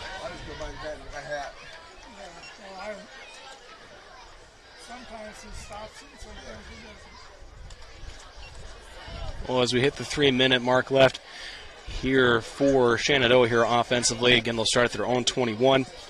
It has been a rough go here, obviously, as you mentioned, Clarke. And we saw last week a little bit. This Clarke defense really kind of showed that they might be for real, at least up here up front defensively. This defensive front has wreaked a lot of havoc so far for the Mustangs so far tonight. Scammon in the gun, hands it off to Dickerson, and just as I say that, 4 Indians there in the backfield immediately to bring down Dickerson. Yeah, I mean, it's just kind of a lot of lookout blocks right now, and I don't want to make light of that situation, but it's just there's not really anything this offensive line interior can do to stop this Clarke Indian defense right now. Go into halftime, make some adjustments, maybe shore up some of the blocking, but right now the Indians' front 3 specifically are really wreaking havoc. 2:13 left now here in this second quarter. Scammon in the gun has 4 receivers out wide, 3 to his right. He'll drop back now, rolling out to his right. Throwing it back across the middle. Dangerous pass, and Matthews there for the interception at the 28. Working it towards that far side. Is going to be brought down there at about the 20-yard line is where the interception return will stop. There for Shea Matthews. Second interception of the night here for Clarke. There's a flag on down on the play on that far side. See what the official call is. Looked like the flag maybe came in a little late. Yeah, it's going to be after the interception. It's going to be a block in the back or a face mask. Yeah, there we go. Say a face mask there against Shenandoah, making the tackle there against Shea Matthews. The junior linebacker gets his first interception of the season for the Indians. And Clarke will start after the penalty there. They will be pushed up to about the 16-yard line where they will start here offensively. I believe this is three straight drives now where Clarke will be starting in the red zone.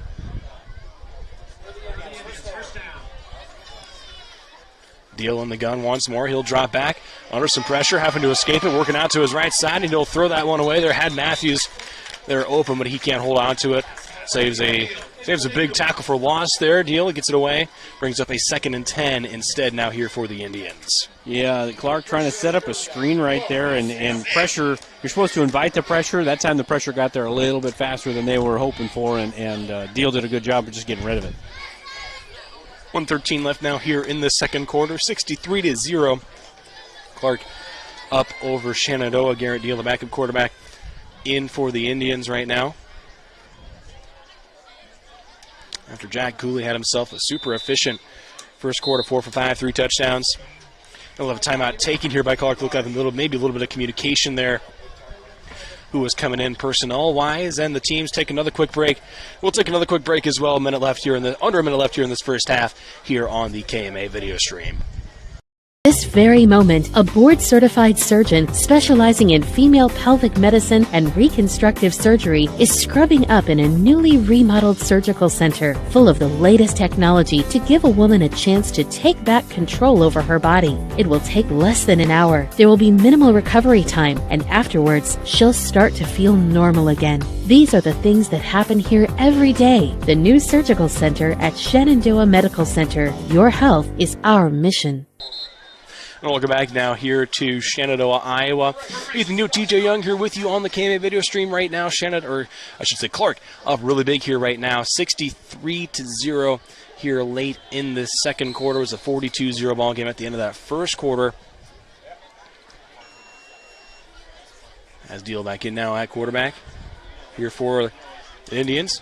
He'll take the snap, keeps it himself here on the option here, working forward. Actually, that is actually Nate Saucedo there on the carry. Was in at quarterback on this near side, and he runs it all the way in from 16 yards out for the touchdown on the second down. A really good move by Saucedo there. Just faked his defender right out of his shoes, and that's the only guy he had to fake out, and he beat him, and that's a pretty easy touchdown there for Saucedo. A lot of shifty backs, Clarke has. Yes. They got a lot of shifty backs. They got a pretty deep backfield there. The Indians do. It makes it 69-0. 16-yard touchdown run there from Saucedo. And now Oscar Castro is back on to kick this point after attempt, and that one is good. Make it 70-0 here. Clarke up real big over Shenandoah with 50 seconds left here in this first half. We'll take another quick break here on the KMAC video stream. Back after this.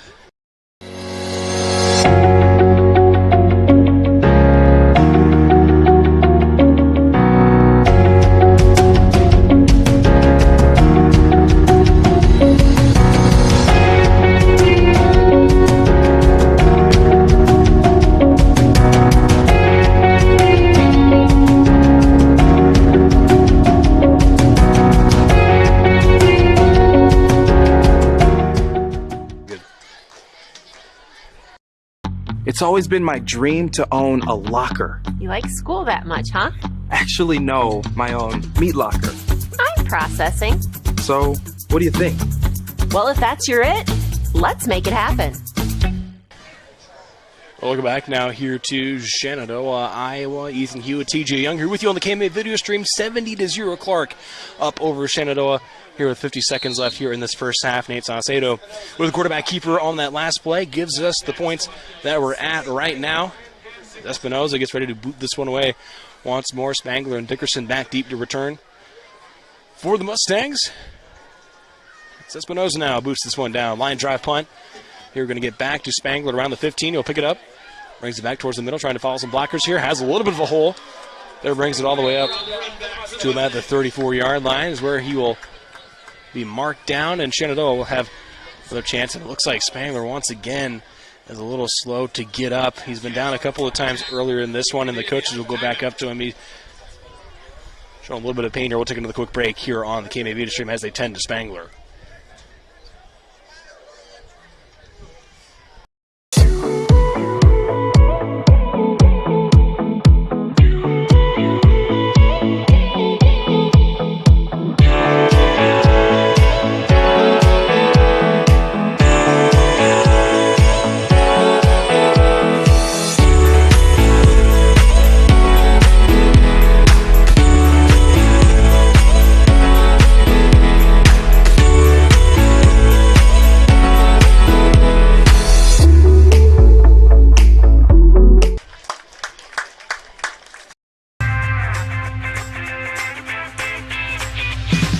Here it is. This is where my passion is my major. With more than 80 areas of study, dozens of clubs and activities to choose from, and advisors who ask the right questions and offer support. It's easy to be you at Iowa Western. We'll look back now here to Shenandoah on the KMA video stream. Clarke up 70-0 over Shenandoah at the moment. 23 seconds left. Jade Spangler had to be helped off the field that time. Looks like an apparent lower body injury for him as the Mustangs come out offensively here. 1st and 10 from the 34-yard line, and they give it to Dickerson, who's going to spin his way forward.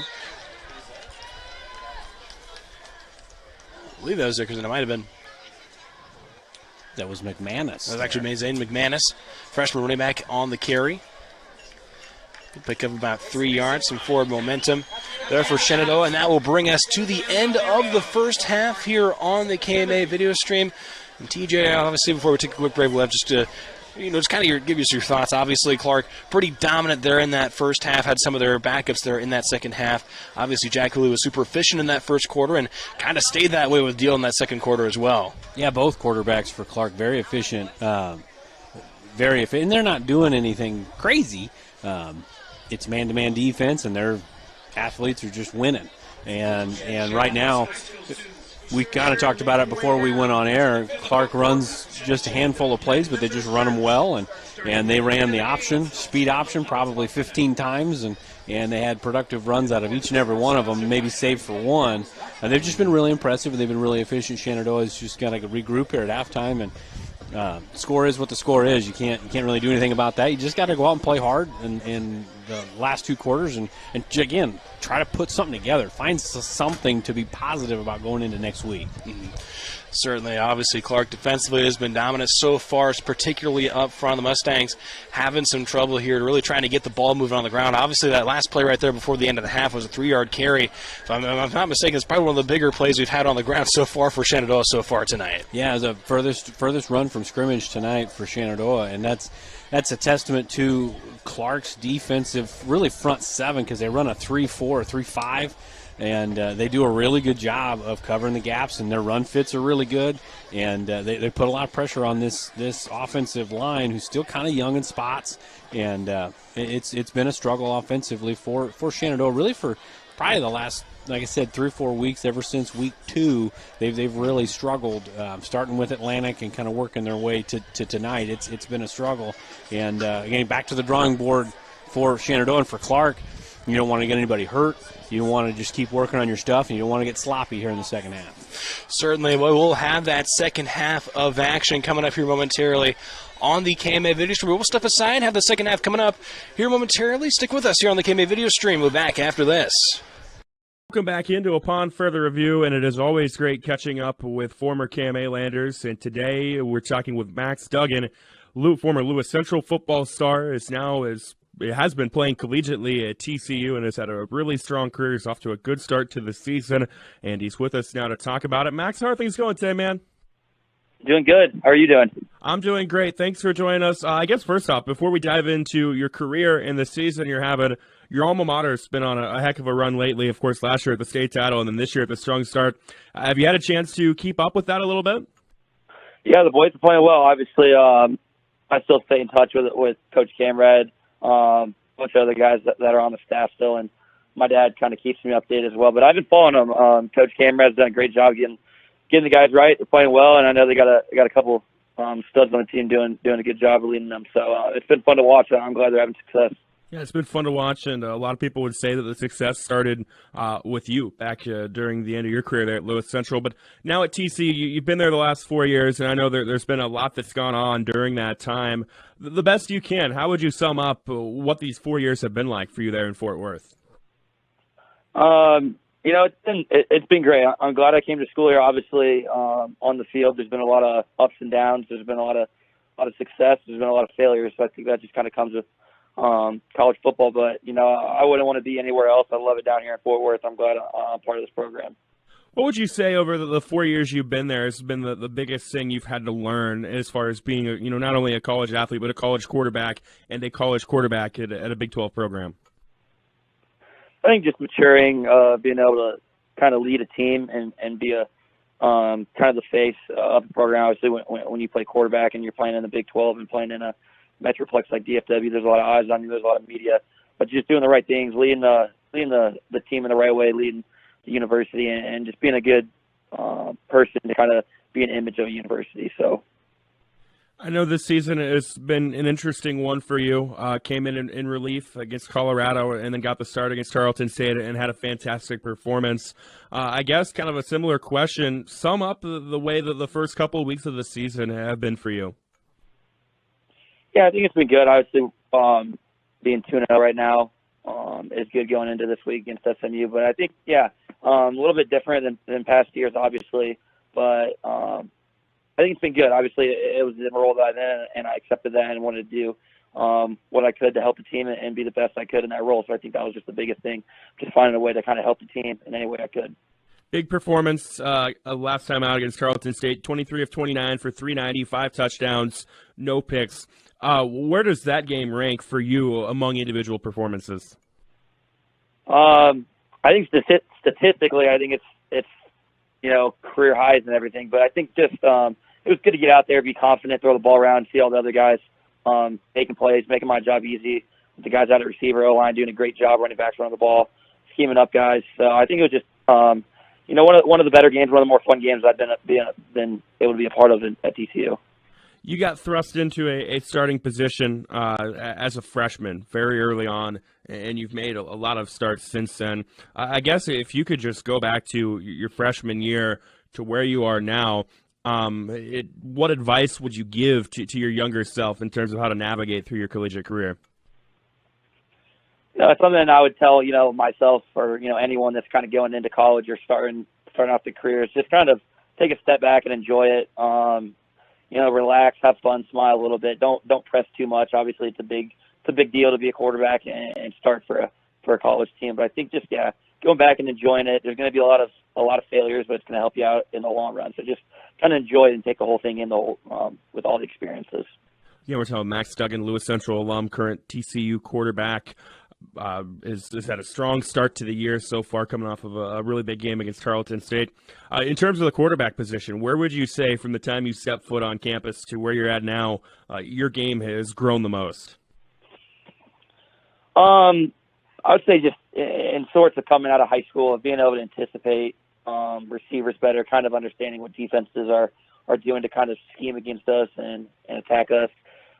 Just becoming kind of a better all-around or more fluent passer was a big thing. So anticipating receivers, catchable ball, things of that sort. I kind of see my game growing. You've had a chance to play in some really cool environments. Of course, I'm sure anytime you're able to come to Ames and be close to home and surrounded by family and friends, I'm sure it's pretty cool. But also, some of the experiences you've had playing within the Big 12 at places like Oklahoma and Texas. What have those been like for you? I think it's, an incredible experience for people to kind of enjoy as a fan, to watch, and obviously as a player, to be able to go and play in front of an atmosphere like that. It's a lot different everywhere in the Big 12 fan bases, but I will say that every fan base in the Big 12 or in this league shows up and makes it hard to play. And I think that's what's really fun about it, is just being able to go and see what college football is all about, and that's the atmospheres that are in the Big 12. You talked a little bit earlier about the adversity and the ups and downs that you've had to deal with through your time there at TCU. One of which was the coaching change this year with Sonny Dykes coming in. I know he had been there before he had taken the SMU job in 2018. But speak to adapting to a new coach there this year. Yeah, obviously when you get a new staff, there's things that are going to change. There's a lot of things that stay the same. Obviously, I think throughout college football programs are the same, but just kind of diving into it and kind of just taking it all in and accepting the change, accepting kind of the new staff and what they do and believing in their vision, I think was just the big thing. Obviously, their track record at SMU and where everyone's been at before has been successful. So just believing in them and understand that, they're going to do what's best for the team. So. Yeah, and fittingly enough, the next opponent, SMU, on Saturday at 11 a.m. on ESPNU. And then looks like a tough stretch coming up after that. Of course, Oklahoma looks really good. Kansas has been a pleasant surprise. Oklahoma State in the top 10 as well. What are you guys hoping to get out of the next couple of weeks? What are you hoping to get out of the next couple of weeks? Yeah, going in, we're starting kind of that stretch of of games that are going to get tough. So I think just focusing one game at a time, focusing on us, doing what we need to, playing to our standard, and I think not really looking forward, not making games bigger than they need to, but just one step at a time. I think that's the big thing. Just one week at a time, play our game, and see what happens. I know you've been playing the quarterback position a long time, but there's always things that I'm sure you can find to get better in. For you, what are those things right now? Where are you trying to improve your game? Obviously becoming a more consistent passer, more fluid passer, being more accurate, I think is a big thing that you can always work on. But getting through reads faster, I think just kind of eliminating stuff, knowing where to put the ball, throwing a catchable ball, and then obviously in the vertical game of giving our guys a chance and be able to throw it downfield accurately are things that I've kind of worked on in the offseason right now. Again, that's Max Duggan, TCU starting quarterback and Lewis Central graduate. Max, we appreciate the time today. It's been fun following your collegiate career throughout it, and wish you nothing but the best of luck going forward. Yep. Thanks for everything. Thanks for having me on, and good luck to Coach Kramer and the boys this week. So.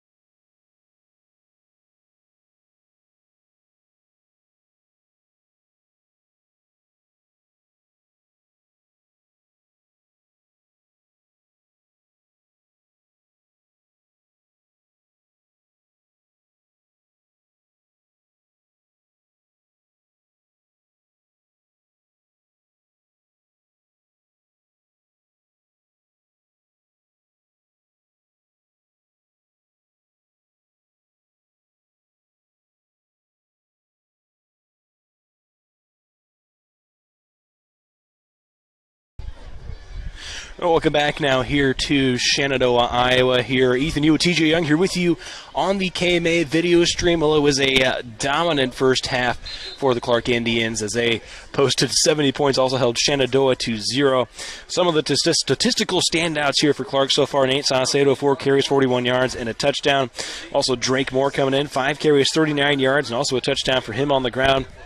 I think we mentioned in that first quarter, obviously Jack Cooley 4 for 5, 140 yards and 3 touchdowns. And meanwhile, I guess I wouldn't say the leading rusher, but Jaden Dickerson, 8 carries so far, negative 13 yards, and Cole Scammon 2 for 11 for 16 yards and a couple of interceptions so far. Obviously, most notably, just kind of showcasing the dominance that we've seen from this Clarke front seven these past couple of weeks. Only 1 total yard of offense so far from Shenandoah, compared to the 7 turnovers between the offense and the kickoff fumbles that we've seen so far. Yeah, it's been tale of 2 different teams, tale of 2 halves. Clarke has come out and done everything they've wanted to do and really have had very little resistance against them. Shenandoah has seemed to be kind of round peg, square hole. Just they are not able to find something yet to get going offensively, and they haven't really had the recipe to slow down Clarke defensively. Obviously, a 70-0 game, it's all one-sided, and it really has been. There hasn't been a phase of the game right now that you could say, Shenandoah is doing a little bit better than Clarke. It's been all Clarke tonight, and they've come over here. They've taken a long trip, and they've done a good job. Certainly, Brock Watson also had a couple of touchdown receptions tonight for Clarke. Really been a team effort on that front. Gary Diallo, backup quarterback, coming in, has a couple of touchdown passes. One also had Nicole White, the tight end, has a touchdown reception. Really, it has just been a team effort. A lot of guys getting involved on that Clarke offense so far. Yeah, we were kind of joking between the break. It's kind of like Oprah, like you get a car, you get a car. But everybody's stepped, when their number's called, everybody's stepping up and they're making plays. The line has done a really good job, save for a couple of pass protection breakdowns. Hasn't led to any sacks. It's maybe led to a few errant throws, but those have been few and far between. Clarke has done a really good job of just knowing who they are and playing within themselves, and it has resulted in the lopsided score that we have right now for homecoming for the Mustangs. Certainly, again, 70-0 here, Clarke up over Shenandoah. I'll give you a quick rundown of some of the other scores around KMA land right now. Greene County is up 30-6 over Clarinda at the moment. Earlham up over St. Albert, 32-0 right now. Trainer also up big, 55-0 over East Sac County in the third quarter. Southwest Valley pitching a shutout right now against Wayne, up 30-0. Exeter Milligan Friend up 28-0 over Palmyra, or 28-6, I should say, over Palmyra. Cam Cougars up 38-4 over Audubon at the moment. Auburn up 15-10 over Raymond Central at the moment. A good game also on the KMA video stream. East Mills 18-16 right now up over Fremont Mills at the moment. Platte Valley up 22-14 in the third quarter over Albany at the moment. Johnson Brock up 38-0 over Lourdes Central Catholic. At the moment, Creston in a tight one, 7-0 over Knoxville at the half. Mount Air running away against Sydney, 48-0 at the half. Tri-Center up 36-0 at the half over Ikea and Manning. Well, and also at the half, 42-0 Worth County up over King City. And also in this district at the half, another tight one, Des Moines Christian up 7-6 over Red Oak at the moment. Beatrice up at 14-7 over Plattsmouth. Meanwhile, Lennox is putting it to the Stanton Vikings right now, up 62-14 right now. Well, TJ, bringing us back here to this one we talked about a little bit. It's just kind of been a dominant performance so far from Clarke in just about every single phase of the game. We'll kind of probably be seeing a little bit of new faces well here for Clarke in the second half as well. I think so, but we were talking about before the broadcast, they've only got 23 guys suited, so you take away those 11, you don't have very many more. So they did do a lot of subbing in that second quarter, and I suppose we're probably going to see the same as we get going. But they don't have a super deep team, and they've just kind of rotated guys in, and everybody that's touched the ball has really stepped up and played really well tonight for the Indians. Certainly, and Clarke did defer on the initial coin toss, so they will start with the ball here in this second half. Kicking that way as Zwickle is going to try to onside it here, but it's only going to roll about 5 or 6 yards here before it is picked up by Shan. It's just been one of those nights. Now we'll go to Clarke here. They'll set up offensively here in opponent territory once more here for Clarke. Be first and 10 from about the 47-yard line, where they will set up shop. here with the first and 10. We'll see who comes out at the quarterback spot. They've had a few different ones. Looks like I believe that is Garrett Deal who's back out there in the huddle for the Indians. And it is. He'll be at the helm here to start off this second half. Had a couple of touchdown tosses in that second quarter. He's in the gun. His Vega out wide to the right. One running back in the backfield with him. Low snap, brings it in, though, hands it off to his back here. Working up the side there, or up the middle, I should say, between the tackles. Good care there by Mason Fry. I think that's his first carry of the night for the Indians. Brings it up to about the 35-yard line.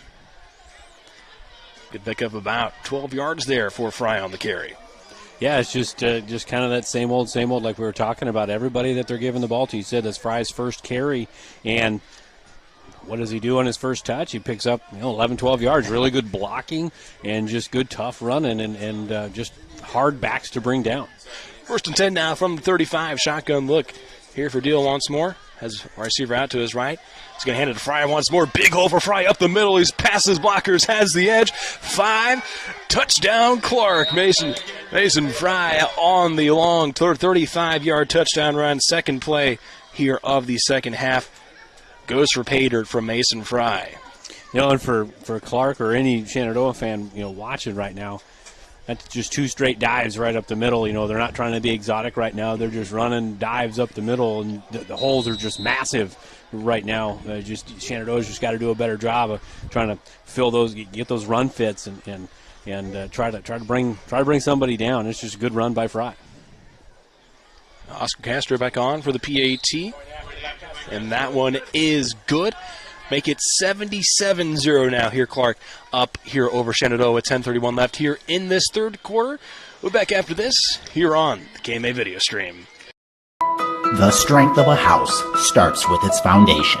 Just like the strength of a community starts with its education to ensure its success for many generations to come. The Shenandoah Iowa Education Foundation strives to bring world-class education and opportunities to the youth of Shenandoah. Visit ShenandoahIowaEducationFoundation.org to become a part of the $100 Club, the Family Challenge, to donate to the Peter J. Weber Scholarship, or to make a general donation. The Shenandoah Iowa Education Foundation, partnering today for success tomorrow.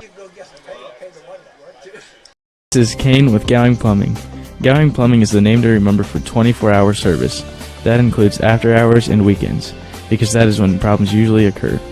We're located in Shenandoah, but we also serve the surrounding communities. That's the way it's been done for more than 70 years. And we work on boiler heat. So call fully licensed Gowing Plumbing any time of day or night, 246-1803, or after hours at 712-310-9248. Welcome back now here to Shenandoah. 77-0, Clarke up over Shenandoah at the moment. To get the running clock back here now. So Oscar Castor is set to boot this one away here for the Indians. This one is away. It's fielded just outside the 10-yard line, bringing it up here past the 20, just past the 25 before he's brought down. The ball comes out there. They're not going to say, we'll see what the official ruling is here. They might say, they are going to say he was not down. It looked like he might have potentially been down, but they're going to say he's not. Ball comes out, and Clarke recovers once again. That, I believe, is the third fumble we've seen on the kickoff. At least that has been recovered by Clarke. We've seen a couple of other botch catches that are trying to haul in that kickoff, but another mistake there for Shenandoah on special teams. Yeah, it's just kind of been one of those nights for Shenandoah. I mean, there's not really a lot of bang-up analysis you can do there. It's just got to hang on to the ball, and whether he was down or not, that just got to hang on to it. That'll give it Clarke the ball right back here at the 23-yard line now. 8 turnovers now total on the night. 3 of them coming on special teams, 5 on the offense here for Shan. As they hand it off here to Fry once more, he's going to work it up the middle. Good pickup of about 3 yards there for Fry. Pushes it in right at that, or about, call it 4-yard gain there. Brings it up to the 19-yard line is where they mark him down. Brings a second and about 6. Yeah, I think you're going to see a lot of this, just a lot of dive. I mean, just 3 straight plays that they've run. They've run, just 3 dives. You might get some little different things, but I don't see him getting too exotic here in the second half. Gill in the gun once more. Motions Matthews across the formation. That's Fry in the backfield with him. Low snap there, keeps it. Keeps trying on the option there. Pitches it now. Out wide out there to Fry. A little high, sails out of bounds on the pitch. As a few Mustangs there collapsed in on Deal as he was trying to keep it there on the option. That probably should have been ruled a lateral there, and they did. Yeah, they marked it a lateral, so it's a loss of a yard. That's going to bring up a third and about 7 now here for Clarke. Here at the 20-yard line, right on the fringe of this red zone once more. See if Deal can make something happen. In the gun. One running back in the backfield on his right hip. Receiver out to the right. Going to hand it off here to Castro. Castro trying to make something happen. A little bit of sweep action, not able to do it though. Good defense there on that far edge there from the Mustangs is going to force a 4th and long now here for Clarke. Does a really good job on the backside defensive end spot just to kind of hold his own, wait for a run coming back. That's a really good play and a much needed really good play for Shenandoah's defense. It's 4-down territory or maybe even a field goal opportunity. It looks like they do have the field goal unit. It looks like out there on the field for Clarke. From here it'd be about just short of a 40-yard attempt here from Oscar Castro. Here with 6:55 left here in this third quarter. Boots that one up. Looks like he has the leg for it. And he's good. Castro makes it 80-0 now here with 6:44 left here in this third quarter. A big here now, Clarke over Shenandoah. We'll take another quick break here on the KMA video stream. From large projects to daily tasks, we can help at Miller Building Supply in Shenandoah. This is Josh, and we pride ourselves on quality products, knowledge, and service. We're always available for advice on the projects that take years to design or the issues that need fixed in a hurry. And we offer free estimates on anything and everything you need to complete both. When you have a demand, we offer the supply. Miller Building Supply in Shenandoah. Pella Corporation in Shenandoah is growing. Pella is a family-owned company and has a strong heritage that started in 1925. Pella offers a strong benefit package, competitive wages, quarterly bonuses, profit sharing, and more. Pella has a decreased overtime schedule. You'll never work on Sundays, and you will have at least 2 Saturdays off each month to spend more time with your family. Go to careers.pella.com to see what jobs are available and apply today. Experience is not necessary, as Pella will provide training. Pella is an equal opportunity employer. Welcome back now here to Shenandoah. Ethan Hewitt, TJ Young here with you on the KMA video stream. 80-0 right now. Clarke up over Shenandoah at the moment as we have the running clock down under 5:20 left here in this third quarter. Espinoza kind of pooches this one down the field. It's fielded right at that 30-yard line. Looks like Ethan Laughlin was the one bringing it up the field. He's going to hold on to this one, and they will spot him down right around the 37-yard line. Shenandoah offense will now trot back out onto the field.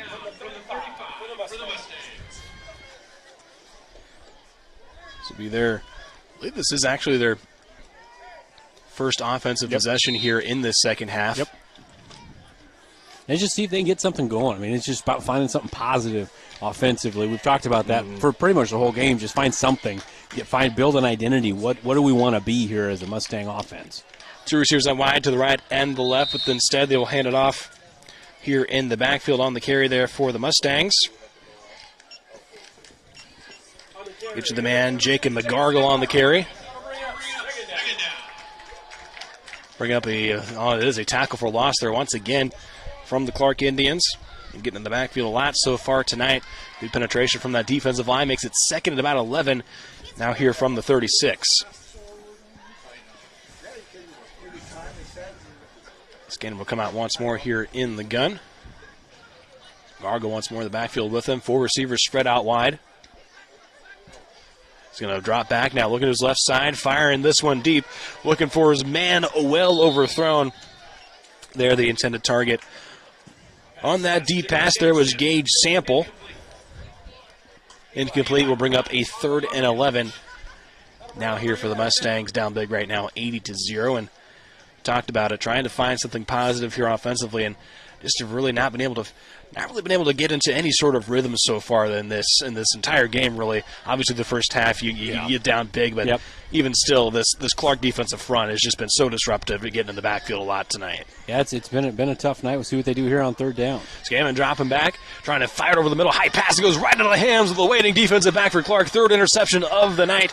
They're going to bring it all the way back up to about the 27-yard line there on the interception.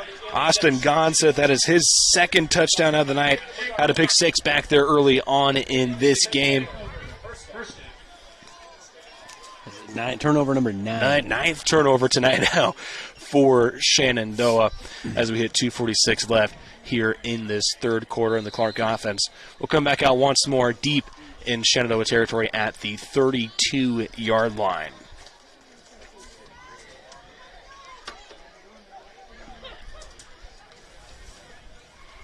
Deal will come out. That is Saucedo now once again in at quarterback for the Indians. He's going to option here, cuts back up the middle, has a nice hole. He's going to surge forward for a pickup. About 7 yards, wrapped up at around, or about 8 yards, called 8 yards, and get to mark him down just past the 20 at the 19-yard line.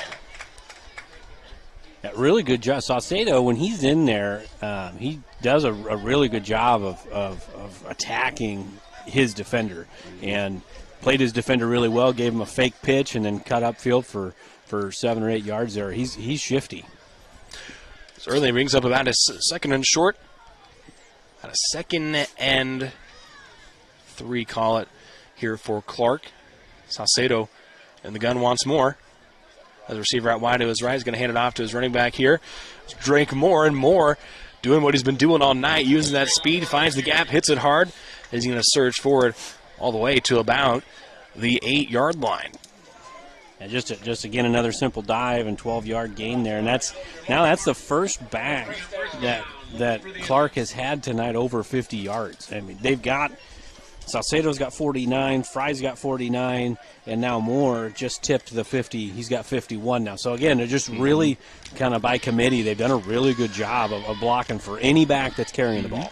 Able to keep the legs fresh there as well in that backfield as we hit a minute left here in this third quarter. Saucedo takes the snap, hands it off to Moore once more. Moore sheds a tackle, tries to get around the edge. He's going to push his way to about the 2-yard line. Another gain of about 6 yards for the sophomore running back. Another tough, hard run, 6 yards, puts him up to 57 to be the leader for the game on the ground. And that time they had a puller in front of him, and Moore just kind of outran him. And had he waited a little bit, he probably would have been able to get a block and got into the end zone. Moore already has a couple of touchdowns on the night so far. Hit 25 seconds left here in this third. Shotgun formation here from the 2-yard line. Saucedo wanted to give it there to Shea Matthews, but maybe a little bit of a busted play there. A couple of Mustangs able to get into the backfield and break that one up. As there's a tackle for loss here for the Mustangs, and a couple of those tonight as the Mustangs finally able to get a little bit of penetration. It looked like Jacob Rystrom, one of the guys, they're in on that stop. Yeah, one of the best defensive plays of the night for the Mustangs. They did that inside reverse. They've run that 3 or 4 times, and that time Mustangs had really good penetration, stopped them in the backfield. Certainly that will bring us to the end of the third quarter. Again, Clarke up 80-0 right now here over Shenandoah. We'll have the final quarter of action coming up here on the KMA video stream right after this. This very moment, a board-certified general surgeon will be leading her team in the removal of her patient's gallbladder. In this newly remodeled surgical suite, she'll use the latest technology and small laparoscopic incisions for a quicker recovery time. In a couple of weeks, the patient will have a pain-free and normal life again. These are the things that happen here every day. The new surgical center at Shenandoah Medical Center. Your health is our mission.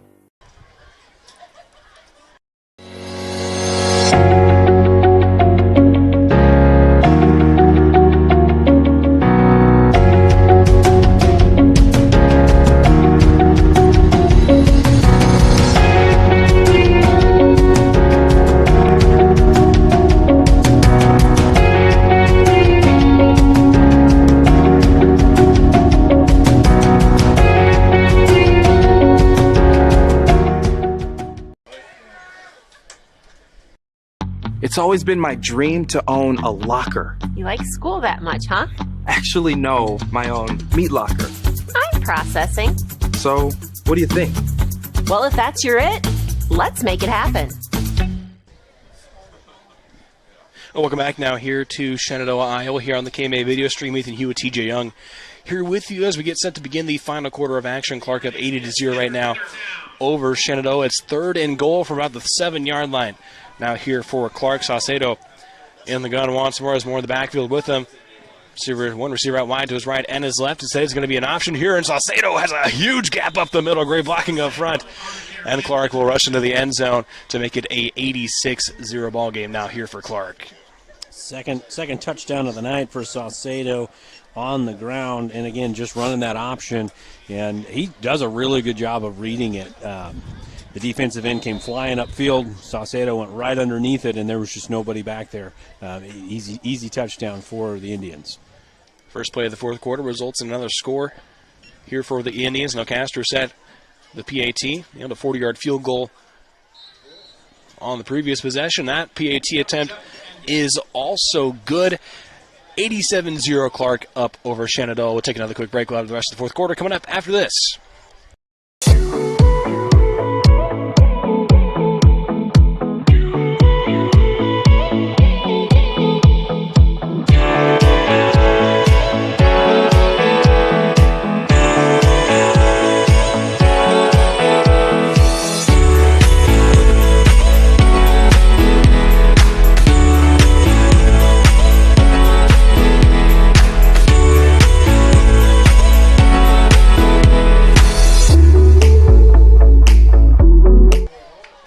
Welcome back now here to Shenandoah, here on the KMA video stream. Saucedo on the option keeper there makes it 87-0 Clarke. Here as we hit 10.5 minutes left to play here in this fourth quarter of action. We've talked about it so far. Just about every back so far has been able to get in on the action here for Clarke tonight, and all of them have been super effective with it so far. And obviously, as you mentioned, a great read from Saucedo on that option play. Yeah, 9 different Indians have carried the football on the ground, and they've all been pretty effective, and just good blocking and just kind of keeping it simple. This kick fielded here by the Mustangs at around the 8-yard line, bringing it up here past the 15-yard line as McGargle is going to be down at around the 17-yard line. This is where the Mustangs will try once again here to get something going offensively here in this final quarter of action here tonight as we hit just over 9.5 minutes left to play here in the final quarter.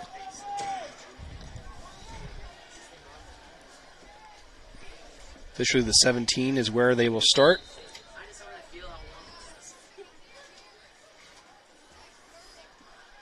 Here for the Mustangs. Looks like we do have a new face. I think that's Logan Twyman, I believe. Logan Twyman is in at quarterback here for the Mustangs now. Okay, hand it off here to his man in the backfield. It's going to be they're going to mark him down for a loss of about 3 there on the carry there for Shenandoah. Jacob McGargle is on the carry, and we now have a Mustang down on the field, it looks like, as they tend to the injured Mustang here as we hit under 9 minutes left to play. Here in this one here tonight, we'll step aside here on the KMA video stream.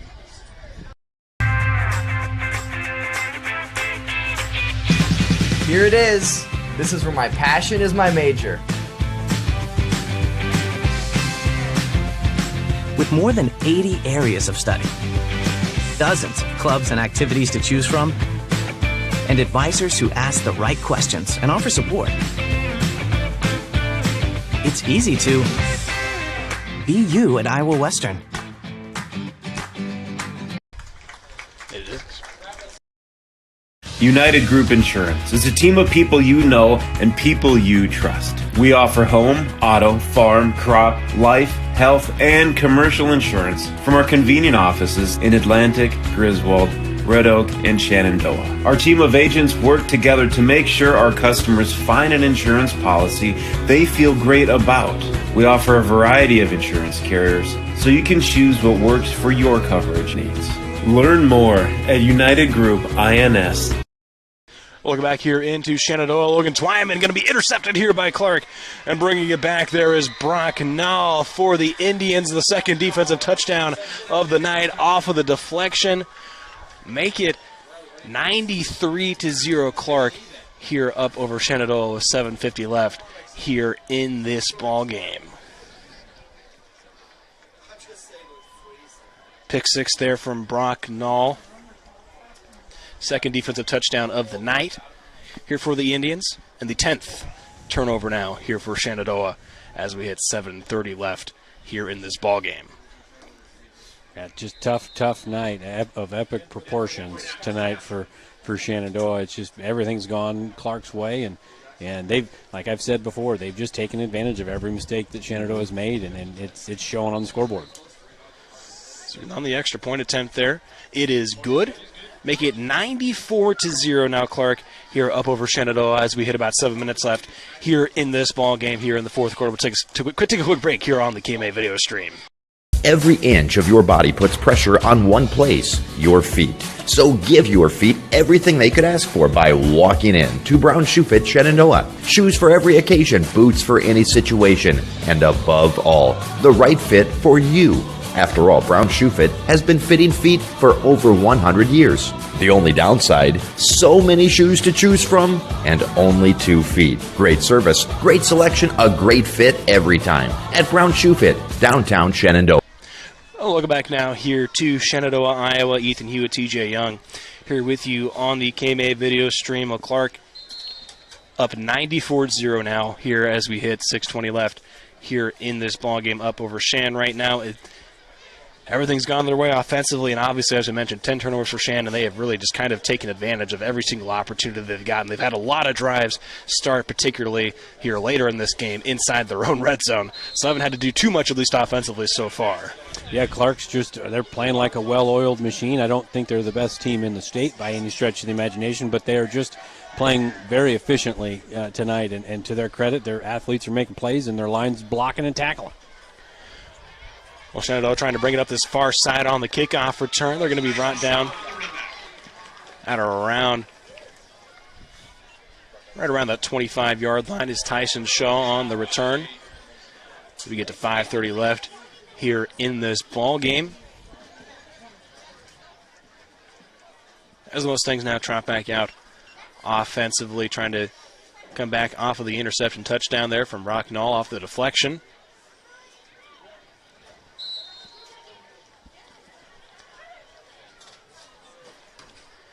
First and 10 from the 25. 5 minutes left now, just a little over 5 minutes left now here in this ball game.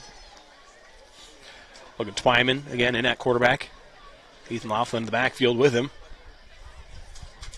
High snap, you're over the head of Twyman, having to try to chase it down here. Looks like Twyman is going to be able to fall on it at around the 10-yard, right around that 10-yard line is where they will mark him down as a loss of about 15 yards here for the Mustangs, and that's just kind of how things have been going all night so far tonight for Shenandoah, TJ. Yeah, just kind of one of those nights you want to erase. You don't want to watch the tape afterwards. It just kind of short memories type of a deal. Just get through it and move on to the next game. Second and 25 here, 4:20 left. Twyman in the gun once more. Ball's in the snap this time. Hands it off to the running back. Here's Laughlin. Laughlin's going to push his way forward for, call that a gain of about 5 yards. We're going to get about 6, give him 6 yards there. Brings it out to about the 16. That's where they'll mark it down. Brings up a 3rd and long. Brings it back under about 3rd and 19 here now with under 4 minutes left here in this ball game. A good hard run by Laughlin. 6-yard gain. That doubles their longest run from scrimmage tonight. That's first carry he's had tonight, and maybe the first carry he's had all year on the varsity level. I mean, that's an impressive run for that kid. We'll have him in the backfield once again here with Twyman, who's in the gun. 4 receivers spread out wide. We'll give it to him again here. He has some nice room on that near side. Sheds a little bit of an arm tackle there. Eventually brought down here, another gain. Give him about 4 yards on that carry. Bring it back here to about a 4th. They'll bring up a 4th long here. Make it about 4th and 15 as we get close to about 3 minutes left now here in this ball game.